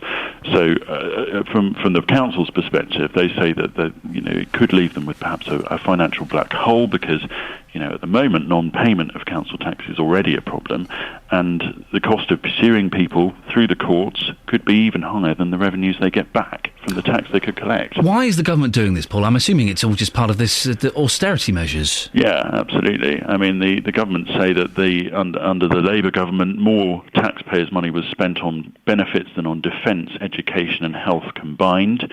They say that these changes actually will mean a real-term cut for working families and for pensioners in terms of the amount they have to pay, and that they're on the side of people who work hard and want to get on. Now, Labour have said, well, that's deeply unfair and will leave millions of people unable to pay their bills. The Resolution Foundation, who I believe you spoke to earlier on, said the average council tax bill rise will be between £100 and £250 a year for these people who are currently not paying anything. Shall we have a look at some of the local areas? Yes. How does it affect Beds, Herts and Bucks? Well, I have been looking at some of the places. Let's look at Hertsmere, where they've recently just announced what they're going to be doing, and they say that if you live in a property of council tax band E, F, G or H, so the larger properties, they'll be calculated at 80% of the band D. So that means that they'll be paying, in effect, 20% more than those who live in the average house sizes. That's if you're on the benefits at the moment. Now, if you live in Milton Keynes, the council say there's a shortfall of around £1.8 million this year, and next year that would rise to £2.9 million, which is why they're having to bring this in. Now, they're exempting only pensioners, so that means that an extra 10,000 people will start paying council tax. And Central Beds, they say that people who have the capacity to earn will have to pay at least 25% of the total bill. So that means that even if you haven't been claiming if you haven't been paying anything at the moment, you will at least have to start paying something. All of the councils at the moment, Ian, are also making some decisions at the moment, so they haven't necessarily in all cases fully agreed these changes, and in some cases there are still consultations going on. OK, Paul, listen, we have to leave it there. Thank you very much. Paul Scoynes, political reporter, talking about how these changes to benefits could affect you and your council tax. Shall we end on a slightly lighter note? We've had some heavy bits and pieces today. Shall we end on something that's a little bit more celebratory? Luton Town's FA Cup 5th round tie at home to Millwall has been selected for the telly. It's going to be on live TV. It's going to kick off 12:45, Saturday lunchtime, February the 16th, and it'll be shown on ESPN. Tickets go on sale from 12 noon today. Well, we can talk now to Gary Sweet. Morning, Gary. Morning, Ian. Morning, all. How much money are you going to make from this? For the whole FA Cup run, it'll be in excess of about £500,000, which is fantastic for the football club. That's not bad, is it? Yeah, I mean, but we do lose money every year, so we still will have a deficit at the end of the year, but at least what we're able to do is to put some of that money back into the progress of the football team itself. How does it work, Gary? Are you allowed to dip in there to get like a nice suit and maybe a car or something? Definitely not, actually. Unfortunately not. I need a new suit, even though, we might get one if we get to Wembley in the FA Cup final. How's that? Well, when did you find out it was going to be televised? Does it work? Do you get a phone call saying, hey, got some good news, Gary, you're going to be on the telly? Basically, yeah, we found out the day before yesterday. We weren't sure of the arrangements, i.e. what time it was specifically or what channel it would be on, but we knew that we were going to pocket that little bonus. So we were able then really to move in the transfer market and certainly make plans in terms of the ticket arrangements. I would imagine, listen, I know very little about football, Gary. I'm on the edge of my knowledge here, but I'm going to persevere. I would imagine the priority is getting back into the Football League. How do you balance that versus the rather pleasant distraction of having a good cup run? Well, it is very pleasant. I don't think it's a distraction because winning games breeds a winning mentality, and certainly the money from an FA Cup run does enable you to strengthen your side to push forward in the league. So we see it as hand in hand, and I think that we also, until sort of 48 hours ago, were also in the FA Trophy, which actually was probably more of a distraction, right? Because of the number of games we'd have to play on that on a Saturday. So luckily, in a way, we kind of on Tuesday night ducked out of that competition. I think we went up to Grimsby and I think the lads were up for a win, but I think they didn't really get out of second gear, to be honest. Listen, I'm coming to this match. This is going to be the first football match I have ever been to in my life. So you must be feeling honoured. No, I've never been to a football match. 39 years old, never been. Justin Dealey is bringing me along. Do I need to bring anything? What do I do? Well, I'll leave you in the hands of Justin because he's an experienced pro at this, actually. But come and say hello. I mean, we'll look after you. We'll make sure it'll certainly be a good atmosphere. It'll be a great baptism for you, Ian. I think a baptism by fire is my concern. Look, it'll be a great atmosphere. Actually, we've met with Millwall. We're having a series of meetings with Millwall. They're a great club, and we get on well, the two clubs. And we're having a number of sort of very light-hearted events during the day. Maybe a game with community kids and things like that. So, we're actually going to be celebrating the occasion. I mean, it'll be a very safe environment in the ground. I think all this talk of potential flashes back to 25 years ago, I think that's all nonsense. I think that everyone's moved on, haven't they? Finally, correct, Catherine Boyle has given. Does this mean anything to you, Gary? Have a listen. Do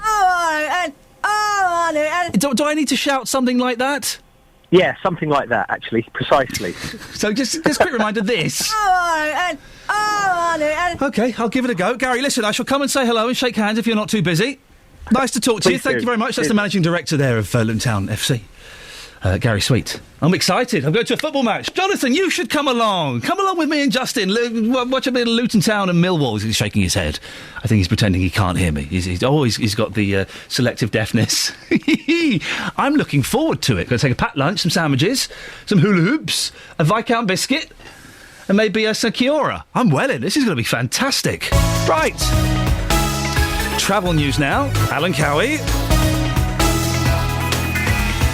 Beds, Hearts and Bucks travel. BBC Three Counties Radio. Well, still road closures in place in Luton, Russell Street and St Saviour's Crescent closed for investigation work. Police have said the roads will be closed for most of the day, but they are small roads, so shouldn't really cause any traffic issues. The M1 London bound looking at slow from junction 6A, which is the M25 down towards 5 at Watford. The anti-clockwise M25, there's a lane blocked between Watford and Chorley Wood, junctions 19 round to 18 because of an accident. Traffic was already fairly busy along that section of the M25. On the trains, First Capital Connect have delays of up to an hour and a half on the Thameslink route between Bedford and Brighton. It's because a train's broken down at Hassocks. It's mainly been affecting trains towards Bedford from the south coast, but now it's going to start affecting the departures at Bedford and other stations on that line, such as Flitwick, Luton and St Albans. Alan Cowie, BBC Three Counties Radio. Alan, thank you very much indeed. Well, that was fun, wasn't it? Who'd have thought? We've had football, we've had Polish, we've had wigs, we've had all kinds of things. Back tomorrow at 6 o'clock. I don't know what's happening. I'm hoping we'll have a little bit of music at some point towards the end of the show. Jonathan Vernon-Smith is up next. I'll see you tomorrow. Ta-ta. Getting beds, hearts and bucks talking. This is BBC Three Counties Radio. Thank you, Iain. Good morning. Welcome to the JVS show. It's Thursday. And on today's Big Phone In, I'm asking, should the government fund an appeal for the British grandma sentenced to death in Bali?